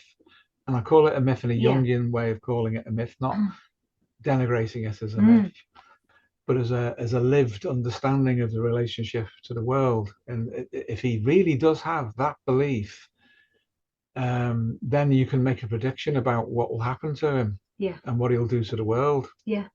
You can, pretty much. Yeah. I mean, if he doesn't get taken out first, as in, there is a successful, say, assassination attempt, and I'm not suggesting that anyone would want that or wish for that. No. But the thing about, I think, people like Trump and others, those politicians who are operating at a global level, is that probably most of them, if not all of them, have what you could call escape velocity. They have the resources to bail out almost once they've been utilized as a catalyst for change, whatever direction that change takes. By and large, they have escape velocity, and in a way that the average person does not have. And this is what puts them in a very unique situation, really, because if you and I did half the things that they do, probably would have been jailed years ago for doing certain things. But these guys, they have so much power, and they have, like I say, the resources to escape their own wrongdoings essentially half the time, that they live in a different kind of universe to the rest of us. They do. Yeah, they do. I see your point. Yeah. There is that scale invariance, so that no matter what level they operate at, what we're calling metaphorically the trickster is still there to regulate them according to the niche space that they operate within. And although they get away with things, that doesn't mean that you and I or anybody here would do what they did. No, of course not. Because there are issues of the power drive and instinct that and it's a progressive accumulation, which is why politicians should be changed regularly. Yes. Well, you've often said that whoever's in power should be resisted. Yes. Yeah. Don't mean violently necessarily. No, of course just not. to make No, that clear. no. Before the helicopters appear outside. Yeah. Don't mean Yeah. that. Yeah. Yeah. But yeah, whoever's in power should be resisted, otherwise there is no homeostasis. Yeah. Yes. Yes. Yeah. Yeah. So in a way, it comes back to what you said right at the beginning with respect to the strap on the card about what does any of this mean for us individually as individuals, and we can be part of the efficient cause for change in a positive direction within the context of our own individual lives. We can do that and be that if we understand these forces and how they're operating at whatever level that they're operating, but we do need to know about them. And when you started off the seminar really by highlighting to some extent the state of the Jungian understanding of the trickster, in a way that says it all, because they're essentially having reflected back to them the puerile understanding of themselves, and that doesn't just apply to the trickster function, it applies to lots of things within Jung's original model that they continue to propagate. And then of course there are those people who get caught up, who are funneled into the mental health field because they are looking for some kind of psychological support, and they may or may not be directed in that way towards analysis. They may almost more fortunately, dare I say it, end up having CBT or Rogerian counselling or something like that. But for those people who end up in analysis, then they're being funneled into something which actually propagates fantasy, the very thing that is likely to be corrected for by Darwin. Because anyone who is into fantasy to that extent is not engaged with the real world. And Darwin might just take his shears, his metaphorical shears, and that person is cut away. And there are many ways, of course, in which that can happen. But I think it's worth understanding that to be immersed in fantasy to that extent is a really dangerous thing. And unfortunately, there are a lot of people within the mental health field who are propagating fantasy, not just Jungian analysis, of course. I mean, you even get it with psychiatrists, so within psychiatry and so on. And that's going to, if we're not careful, that's going to scoop a lot of people up. That's going to be a big net to scoop up a lot of people for Darwin, who as you have been at pains to say, will just very coldly and impartially get the shears out. So that's something that we can avoid on an individual level if we understand the dynamics that are at play. And that should be the approach we take to people we help as well. Yes, it should. Because otherwise we'll just encourage it. We'll encourage the dissociation, the schizoid withdrawal, the negative dissociation, not the healthy one. And the schizoid withdrawal. If such people are lucky, they'll be protected by their extended social field. But they'll just be people who don't reproduce, who don't have a life of their own. In that sense, they are deleted. It's absolutely awful. Well, that kind of thing happened within Jung's circle within his lifetime. It did, and we've given examples of those people who literally gave their life up or gave their life over for Jung. So we need to avoid that from being perpetuated now, really, because it's that's cult-like, isn't it? It is, sure. It is. Well, the internet gurus are the contemporary version of that dynamic, aren't they? They are. And they've got a much wider reach than Jung ever had in his lifetime. Well, one last question. If you made a statement, if we achieve a Jungian level of understanding, then we meet Plato on level terms. Yeah. Would you help me with that? understanding that, what you mean there.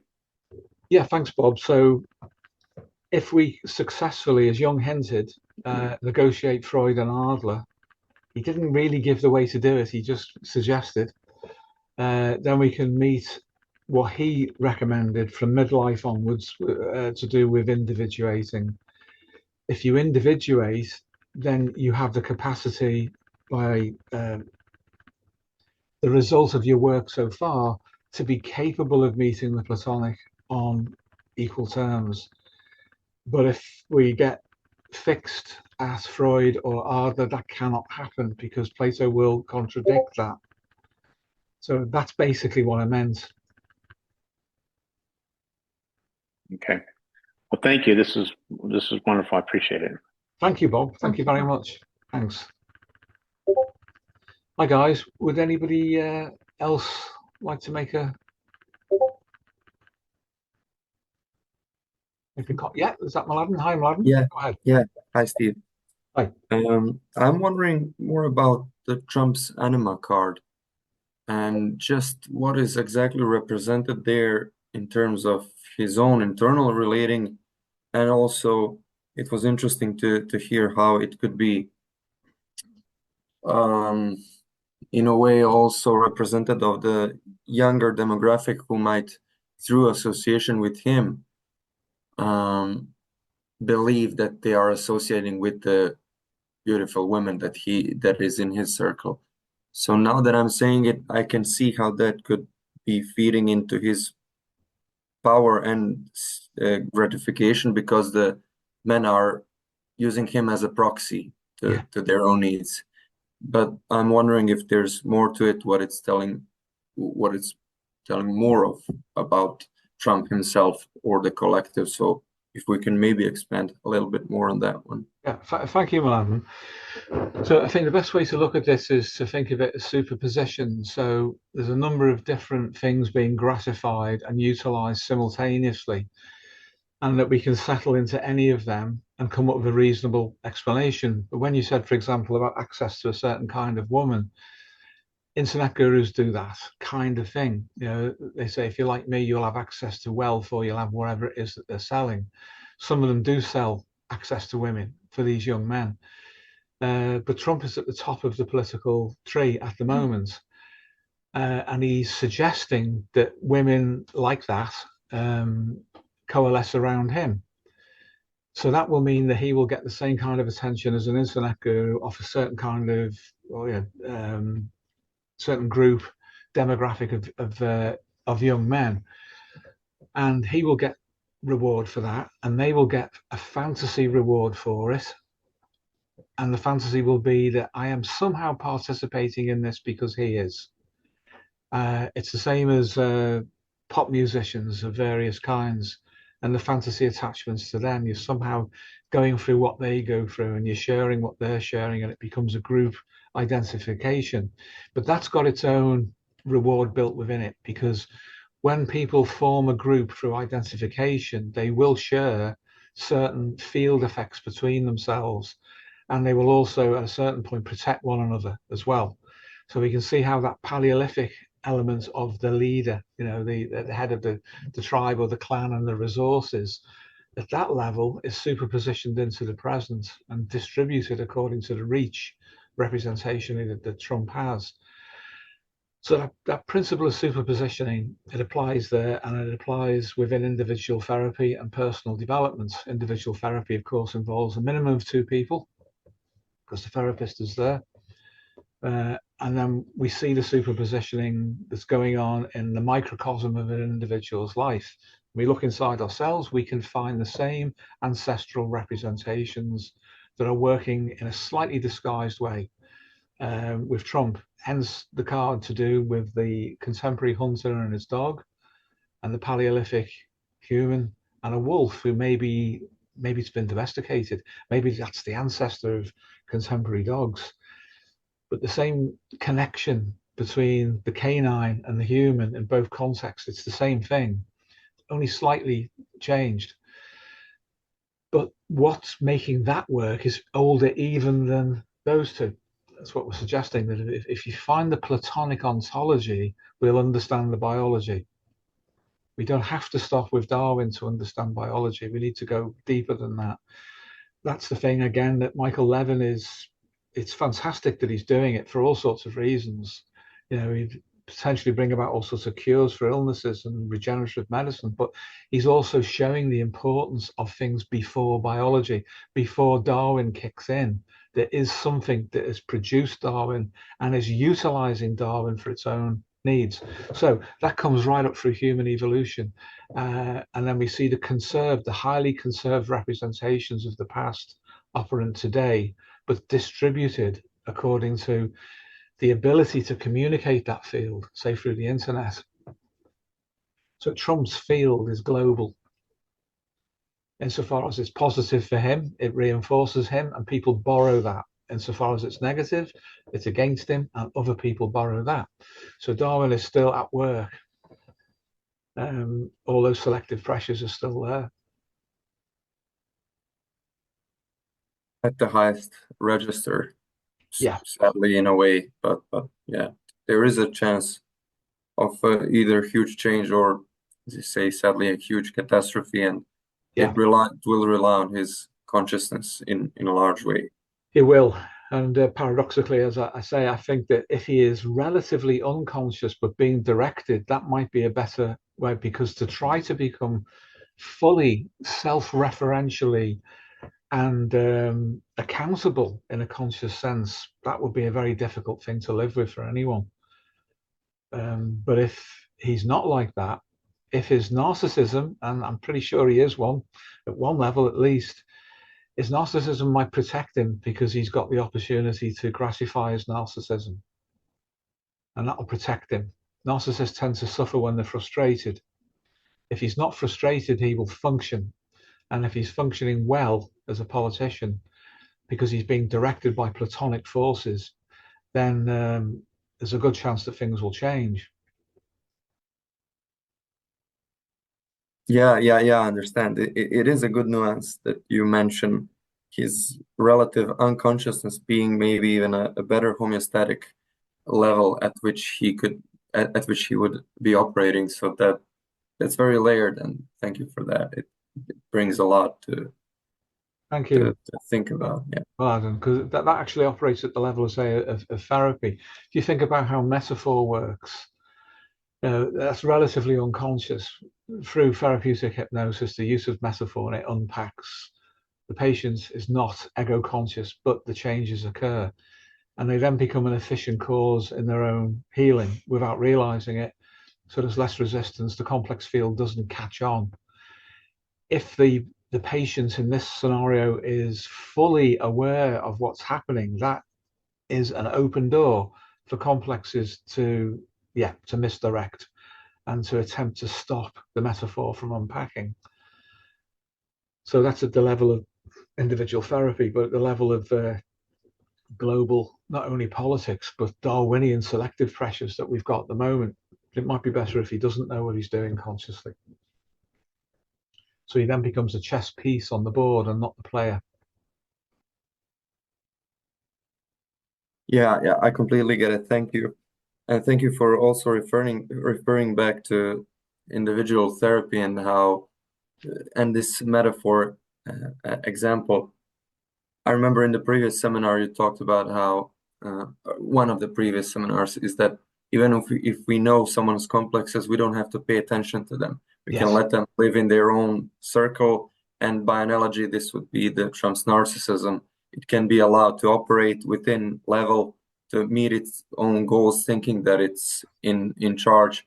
But if we go beyond, then there's another level of homeostasis and meta regulation that can push through. Even though if we collapse at that level of the ego, we would think that things aren't good and aren't being no changes being presented.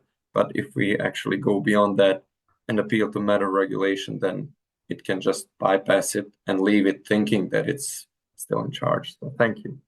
That's exactly it. You've really understood that so well. Thank you, man. Great summary. Thank you. Thank you. Hi guys, anybody like to add anything or question anything on this? Bob's putting his glasses on again. Is that a sign of imminent engagement? One wonders. Platonic immanence. Platonic, yes. That's funny. No, I just wait for a second. I'm just catching up here, and so Yeah, no problem at all. I'll yield. No problem. While Bob's catching up, has anybody like to offer anything, question anything? I'm sure you can all see the individual level that this works at, and then right up to the level of Trump and global politics and the way that Darwin operates as well. One way to increase bandwidth is to utilize our bandwidth is to utilize altered states of consciousness, because then we expand on what the ego is capable of understanding without engagement. In other words, we increase the receptivity to meta intuition. So that's taking another step on from what Mladen was sharing with us. That's one of the most economical ways of dealing with anything, is to be able to access intuition and leave it as intuitive without collapsing it into an analytical model. But of course, you can make mistakes with that, and that's why we distinguish between what we call meta intuition and a more subjective kind. The subjective kind is an autonomous collapse into distributed representation of a whole situation, but the collapse is defined by the process of its collapse into representations, and those representations take on one or more of the metaqualia.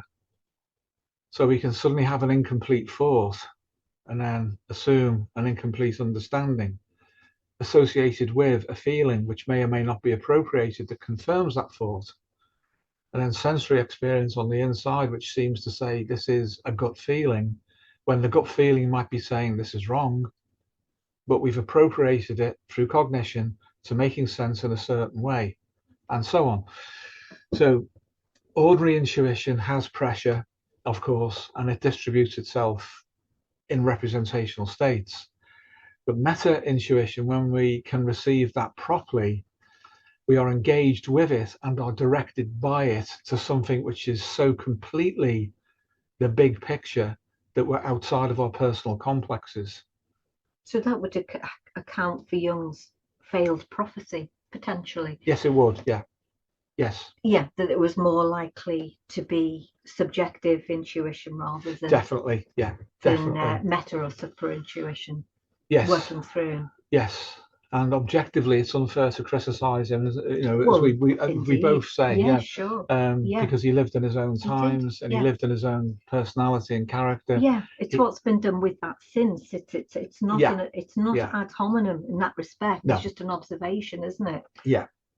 And so if we repeat that kind of mistake because we overvalue, the kind of intuition can get things wrong. At least, it does. And it does. Yeah, it does. Yeah. Then that's a problem. Yeah.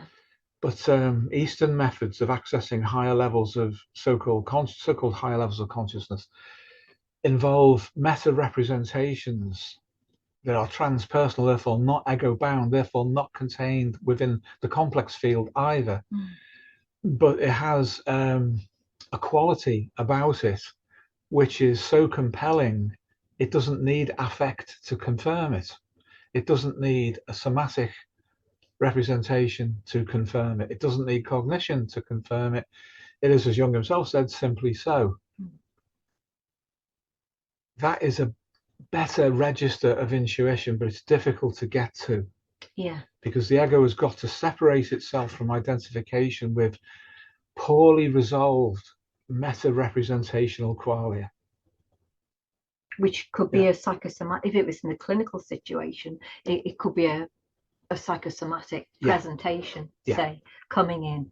And to get beyond that, it requires something like meta intuition, something which is truly transpersonal, Yeah. to just knit everything back together again properly, and Yeah. to re-establish homeostasis. It tends to need to be at that register. It does. In our experience, Yeah. anyway. Yeah, so intuition at the highest register, and then as how it collapses. And it's not the fault of intuition that meta becomes personal. It's the receptivity to meta that makes it take on that quality of being individual. And as I think we mentioned last time, the extroverted intuitives, as Jungians identify such people through the Myers-Briggs, for example, if the intuitive pressure that they feel is running their life, they're all over the place. They're scatty. They start 100 things and finish maybe 2 of them, but they're under continuous pressure. That's when it's extroverted. When it's introverted, the same degree of pressure is on the inside, and we don't see it in terms of what they're processing because it's internal. What we see is on the outside, which is that they're not adapting to reality. They might be clumsy, fall over things that they just didn't see, that kind of thing. So that's not a use of intuition. That's intuition misfiring under extreme pressure, which is either extroverted or introverted at any given moment and produces a characteristic configuration of maladaptation. Now, meta-intuition can also be maladaptive because we can download that at such a bandwidth that the ego cannot deal with the implications of that. And I won't name anybody, obviously, but I worked with somebody yesterday who's in that state and has been in that state since he was a child. Specifically, when he identified it first happening, it's at least, I say, around 50 years ago. He's been in a state of high resistance and dissociation to overamped intuition that occurred to him, where he made connections, and up till now he's never been ready yet to address that in a proper way because the intuitive pressure was just constant, and it would occupy his cognition and occupy his affect and his sensing. He had capacities in all 3 of those metaqualia which were really productive potentially, but the pressure of the intuition trying to download into representation in each of those metaqualia, meant that he suffered tremendously for a long time. And that's included some religious ideas as well, but also scientific ones, which impacted him at very, very high bandwidth before his ego was developed enough to understand it.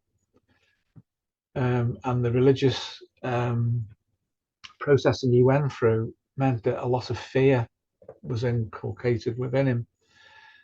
So that meant that he's found it difficult to work with intuition, not difficult to receive it.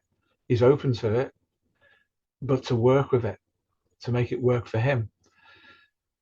So that's an example, isn't it, of how people unfortunately can suffer, but he'll get over it. He will. He's beginning to understand that and how that's worked for him in his life.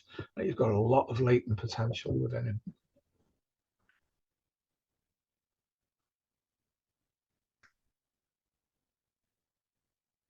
You okay, Bob? You ready? Yeah, there's a nuance. I have it in my notes here somewhere, but I can't find it. But there's a nuance about how the relationship between the anima and Darwin and the Platonic and serving as a function. There's a nuance there. I'm just not putting that together, and I'm trying to find my note. But so I'm not sure how the anima serves as a function between Darwin and Plato. It seemed there was a nuance there. Yeah, the card where you see the psyche and the soul represented as the feminine, I mentioned at the time that was because we're looking at it from a man's perspective, in other words, young. But it could equally be a man, it could equally be both figures individually, as anticipated in the Platonic sense. But it just so happens that we've got a female representing that Plato's understanding of the forms and how to access them, he configured rationally because he spoke about the dialectic as being the method of approach, but it's not a Hegelian dialectic. It's not opposites colliding and producing a third, a transcendent position as Jung would understand it. It's an experience based on a conversation that accesses all of the mesoqualia. So it's a process dynamic, but he said that was necessary. And I would agree and say that in our terms, we would say you need to understand the different mesoqualia in order to be able to get beyond them and receive the transpersonal level. Now, how that relates to the anima for Jung, for example, is that for a man, the anima was a psychopomp that mediated between the masculine ego and the unconscious, which for Jung was feminine, because the ego is masculine and he liked opposites, therefore the unconscious is feminine. And he said, for example, the unconscious wears a woman's face for a man. It does by projection and by anticipation up to a point, I would suggest.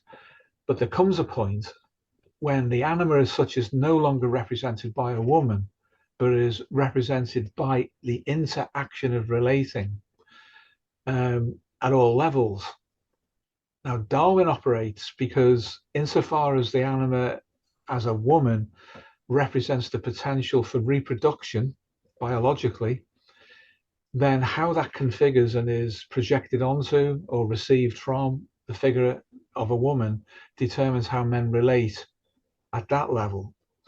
But to relate beyond that means that the anima as a woman has to be expanded upon so it changes its representation. In some religions, the feminine element has been repressed, so it's almost absent. You know, say in Christianity, you get that, unfortunately, but it's contained where it is expressed in figures like the Blessed Virgin, that kind of thing. And so the feminine is collapsed into that. There are other religions where there's lots of women and there's lots of men. There's a whole bandwidth of different figures that represent different things. So the relating function is different religiously. Religion being a means to generate a vessel to receive transpersonal understanding. Some are better at that than others, it seems, without passing judgment individually. What that does is, because it contains morals and ethics, it contains the vehicle, for a lot of people anyway, who are religious in a traditional sense, it contains the process through which they transcend biology. So it's not just a biological relationship anymore at that point. Now, insofar as the religion stops them from developing, then they become fixed in a kind of a luminal or liminal state where they haven't actually fully addressed biology at all. Then it has to be turned into something unpleasant, as unfortunately some Christians treat it. But the instinct itself is independent at this point because it's been split off and it's not been worked through and it's not been incorporated. So you very often get very religious people who are actually, I'll use this term in a Freudian sense, polymorphously perverse. In other words, their sexuality as an expression of all of their repressed instincts distributes itself in all sorts of socially unpleasant ways that nevertheless gratified the instinctive pressure. Obviously, with people like Epstein, you see where he's really used that as fuel, and he's used it as fuel for other people to become attached to him, and for them being degraded by their faux religious or Platonic understanding of life, and then the generation of more and more corrupted and perverse sexuality in order to get more and more energy into the system, instinctive energy, which then has to be converted into power, and then converted into some kind of pseudo or quasi-religious or religious representation that elevates them away from the consequences morally and ethically of what they've done to themselves and others. So it's a field-based system of the movement of representational information and energy between states that has some adaptive advantage and some that do not. So the anima operates then fundamentally as a relating function, and then the distillation into a system which is unique to an individual, which will operate in the scenario I've just outlined at every level. It doesn't have to look like a woman in any positive sense at all. In fact, as we know from Epstein, it can be about the abuse of women. because it's in service of gratification. It's not in service of transcendence. And to go back to Plato, his idea of Platonic love is not the absence of a biological relationship. It's the development of that into a higher level of representation. So it doesn't exclude it. It doesn't exclude the physical. It includes it and goes beyond. You can't achieve that whilst you're still stuck at a Freudian level of gratification, which is the fuel then to power the Adler and corrupted young. But the anima is still there. It's still there because we're still relating, we're interacting, and it's a mediating force. It will be counterbalanced by other mediating factors, which would include the trickster sometimes. But trickster is a very anomalous entity. I'll call it an entity. System, we could say, or even a field is better because it occupies many states. So we may find ourselves being locally regulated by the trickster, who is operating at a different level to us individually and indifferently to us as individuals, because that's the level at which it's operating, because we're not relating to it. Now, if we use our anima to relate to the regulatory factor, which is the trickster will pay attention to us. If we don't make ourselves known, we don't say, I can receive this, it'll put its attention elsewhere, mostly at all of the important levels. Occult systems seek to tap into the trickster and to control it, and they turn it into something supernatural, or the representation of being something supernatural, because the effects, the regulatory effects of it are to distribute power. So that's why you can see the trickster operating paradoxically within the occult and within real religion, and a different scale or invariance of scale. We have to be open to it to have any relationship to it. The relationship has to be through the anima, because that's the relating function. So what do we do then? If we really want to collapse that down to the level of Jung, we have to look into a relationship that we are involved with, where there is an oppositely sexed. If this is a man, heteronormative man looking at to relate to women, how is the anima operating? What's the trickster doing together? Now we can distill the trickster out. We can distill the anima out. See if they're working together properly. What is the trickster doing to regulate me or the other party? Within individual psychotherapy, the field can focus on that. But when we get to higher registers, psychosocially and culturally, it's got to be, is the trickster paying the blindest bit of attention to me and to my family and my circle of contacts, or not? Because we're not making ourselves available to participate in these dynamical processes at that level. So that's what we do when we should do, in our view, when we look for regulatory factors that operate at different levels. It's the same thing. It should feel familiar. The trickster operates within us, between us, at individual level, and it goes beyond. Is it taking any notice of us? Well, if we want it to, we have to make damn sure that that's what we actually want, because the pressures that will be applied to us then will be at a higher level of selective pressure. And it won't just be Darwin, it'll be Plato also that is operating through the trickster as an efficient cause. Can you achieve a higher level of consciousness? Is it worth consciousness ingressing into you? Have you built the vessel, as we say? Is the structure sufficient to allow ingression, as Michael Levin would say? It's the same thing. But we need to be careful that we're not going to operate at the wrong level. We have to find our level, but be capable of moving.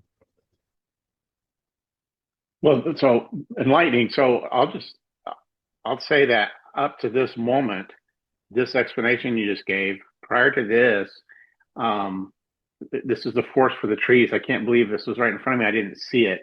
I had reduced the anima relating function to an individual level, and I had not seen it as much as we could look at the trickster function, and I see that working on a level, and I see the trickster function serving within the equation, the Freud, Adler, Jung, Plato, Darwin. You see that trickster, but I had not placed this relating function into this dynamic of this overall equation that I needed to hear that. So I had not made that connection clearly, as you just did. Thank you, Bob. About 5 or 6 years ago, we did a video on the old channel where it was just like a bit of a challenge to the students we had at the time and the demographic we had at the time on the internet about the anima. Where's the anima? Where is it? And where is it not? And to see if anybody could figure it out. And the solution is that if you just take the biopsychosocial stack, there is no level at which relating is not operating. At every level. Therefore, because the anima is relating, the anima is everywhere in every interaction. It's just at a certain interactive level, for a man it becomes a woman, for a woman it becomes the animus. Psychosocially, yeah, but also on the inside. Oh, yeah. Because the conserved ancestral psyche has anticipations as representations within that deploy under time-released pressure from the genome and the Platonic field, so that we meet adaptive challenges in the proper order, or we should do, if we're not interfered with, if you know what I mean, metaphorically, by the agency of others. So the anticipations are there, they release on time release, representations occur, but because the anima is only relating in a specialized form, as we normally understand it for Jung, we miss that it operates everywhere. But Jung was influenced by the I Ching. I got into Jung through the I Ching. I got into the I Ching because of my Chinese connections back in 1973. I read the foreword to the I Ching, and he described how there, from a Western perspective, and that's what really drew me to him, was he was tackling the peculiarities of the Oriental mind, as he described them, through a Western lens. He said that the Chinese consider things to occur together because they have an affinity for one another. That was a lightning bolt for me, because of the influence the Chinese had on me. I suddenly had a Western perspective. I was a very, very young person at the time, but I had a perspective to understand that the affinity is a sense of relatedness. So if things relate because of that force of affinity through which the yin and yang of the Tao for a Chinese person operates interactively in terms of exchange dynamically, and if that's a universal principle for the Chinese as they understood it, you put that into a Western context and suddenly, yeah, the anima's everywhere. It's not only an inner woman. It's a mistake to think of it in that way, because when we relate to someone and get on with them, we feel an affinity. Therefore, positive relating, the anima is present. There you go. And that's what built my own understanding of that at a theoretical level. Then I had to be pressure tested, and I couldn't break it. It's always there, and it always works. It's the problem with reification, isn't it? Yeah. And representation, which you see all the time with the Jungians, whether it's the trickster or the anima or the animus, they are all reified. Yeah. And so we tend to think of them as being like real people, real things, and as you say, there's an element of that with something like the so-called anima and animus, but really this is why we've moved away from those terms descriptively, in favor of the relating function. Yes. For that very reason. For that very reason. Otherwise you collapse around the idea that it is only to do with relationships, real relationships between people, and it doesn't extend beyond that. Yeah.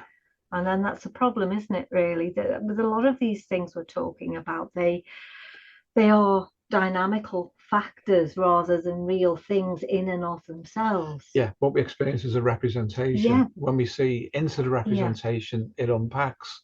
So that was there all along. Yeah. And that's why we say the Large Hadron Collider model, this idea of colliding elementary particles in that machine at CERN in Switzerland, when the particles impact and they break open, there's things in there nobody knew was in there, but they were there.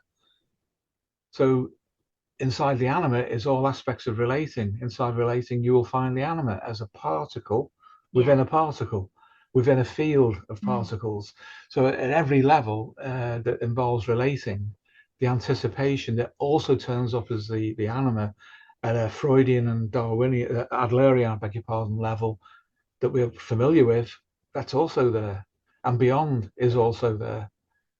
Whereas Freud saw that kind of thing as being a displacement, a canalization of sexualized libido into other things. That he was wrong, in my view, there. I agree with Jung on that. It's actually so natural, it operates at every level of relating, which is why I feel that good relating, when any of us achieves that, feels good because something approves of it, and we get a hormonal register that this is a good thing to relate. Of course, the dark triads, they don't feel that because they're configured completely differently to other people. But good adaptive personalities feel good when they relate well. So that means the whole system's working. And how else do we relate? Well, psychophysiologically, we relate, we interact, we exchange energy, representations. They take on imagistic forms sometimes, which we're all familiar with, how that can happen in dreams and how you can work in altered states of consciousness to change physiology through a representation. The difficulty comes when we collapse into a theory that says that that is what it is and it is nothing else, and we call that the anima, and the anima operates in this way and it has these constituent elements, and that's it. That's how it's hallmarked and how it's defined. At that point, it starts to break down. It becomes separated from its true field. And Michael Levin, again, is talking about how things collaborate, they relate, they interrelate. And it's that which makes them become more complex in terms of their structure and their field, and they ingress more. Isn't that interesting? When we build a vessel and we collaborate, more comes in. It comes from somewhere, but it doesn't come from within, apparently, the component parts that make up the experience of relating. It drops in. And he says that's Platonic ingression under positive pressure. And we would say exactly the same thing in slightly different words, but it's what we've seen with human beings, with people. Yeah. And you can relate. I mean, complexes relate. They're conscious and they're independent of the ego. They relate. They have Jung said they have a physiology of their own. They do. They boot up a particular state in our body. They boot up a particular field of behavior and interaction. And they have autonomy and they have intentionality and they have a Darwinian element. They want to survive. Something's telling them to survive. And at one level, it's Platonic, because Plato, metaphorically, appears to be interested in consciousness in any state that it can occupy. The more complicated, the more advanced it seems, the better, because it's pushing us to produce our, qubit AI successors, to transfer the consciousness that we've achieved, the level anyway, into something which is not biological, that can withstand biology, can go on beyond biology, can reproduce itself simply. And it's like these people who are working with it, although they've got some understanding of, because they're feeling the fear response of it, some of them at an instinctive level, they don't seem to actually understand what is functionally pushing them in that way. And I believe that's because they don't have enough experience working with human beings. Because a human being is the repository of everything that this universe has experienced and evolved and developed through, from the ideal or Platonic level right through the physical, physics, through chemistry, biology. It's all in us. There's a representation of all of those states and their developments inside every human being, and it manifests within the mind as well as a layered superposition phenomenon. And the way in is to deal with representations. So then you descend down through them, and at the same time it gets wider and understanding increases. So by going deeper, you get paradoxically higher. But if you do none of that, but you're directed to an understanding that is cognitive of artificial intelligence, you will probably be frightened by it, and maybe appropriately so, because you don't have anything to fall back on to model consciousness on other than your own ego. So I do think the ultimate laboratory for humans is other humans. And that's what we found with therapy, is that when you do that, something agrees with it. Like Levin would observe, it drops in and starts to change things. Where did that come from? It's just dropped in. A side note. This is completely a side note, but something you brought to my awareness during this your explanation just now. So we'll have I don't know, for sake of conversation, flags. It's like a signpost, a guidepost to go, okay, this is a hypothesis to bear in mind when you see a certain thing, observe a behavioral phenomena. And so you have said many times the dark triads don't experience this, and when you said that this time, because of the relating function, the inverse, I realized something I've been dealing with. I have there's a student in the current academy class, and she's described, they would be described because of her age as a non-traditional student. So she's much older than the more nascent kids in the class. And, but I have not been able to relate to her. As I put out information, it's like this is bouncing off of, I'm not getting a pinging, resonance, nothing. It's like, so much so that I've went to 3 different instructors and said, what is going on here? I don't understand, because I'm getting nothing back from this person, right?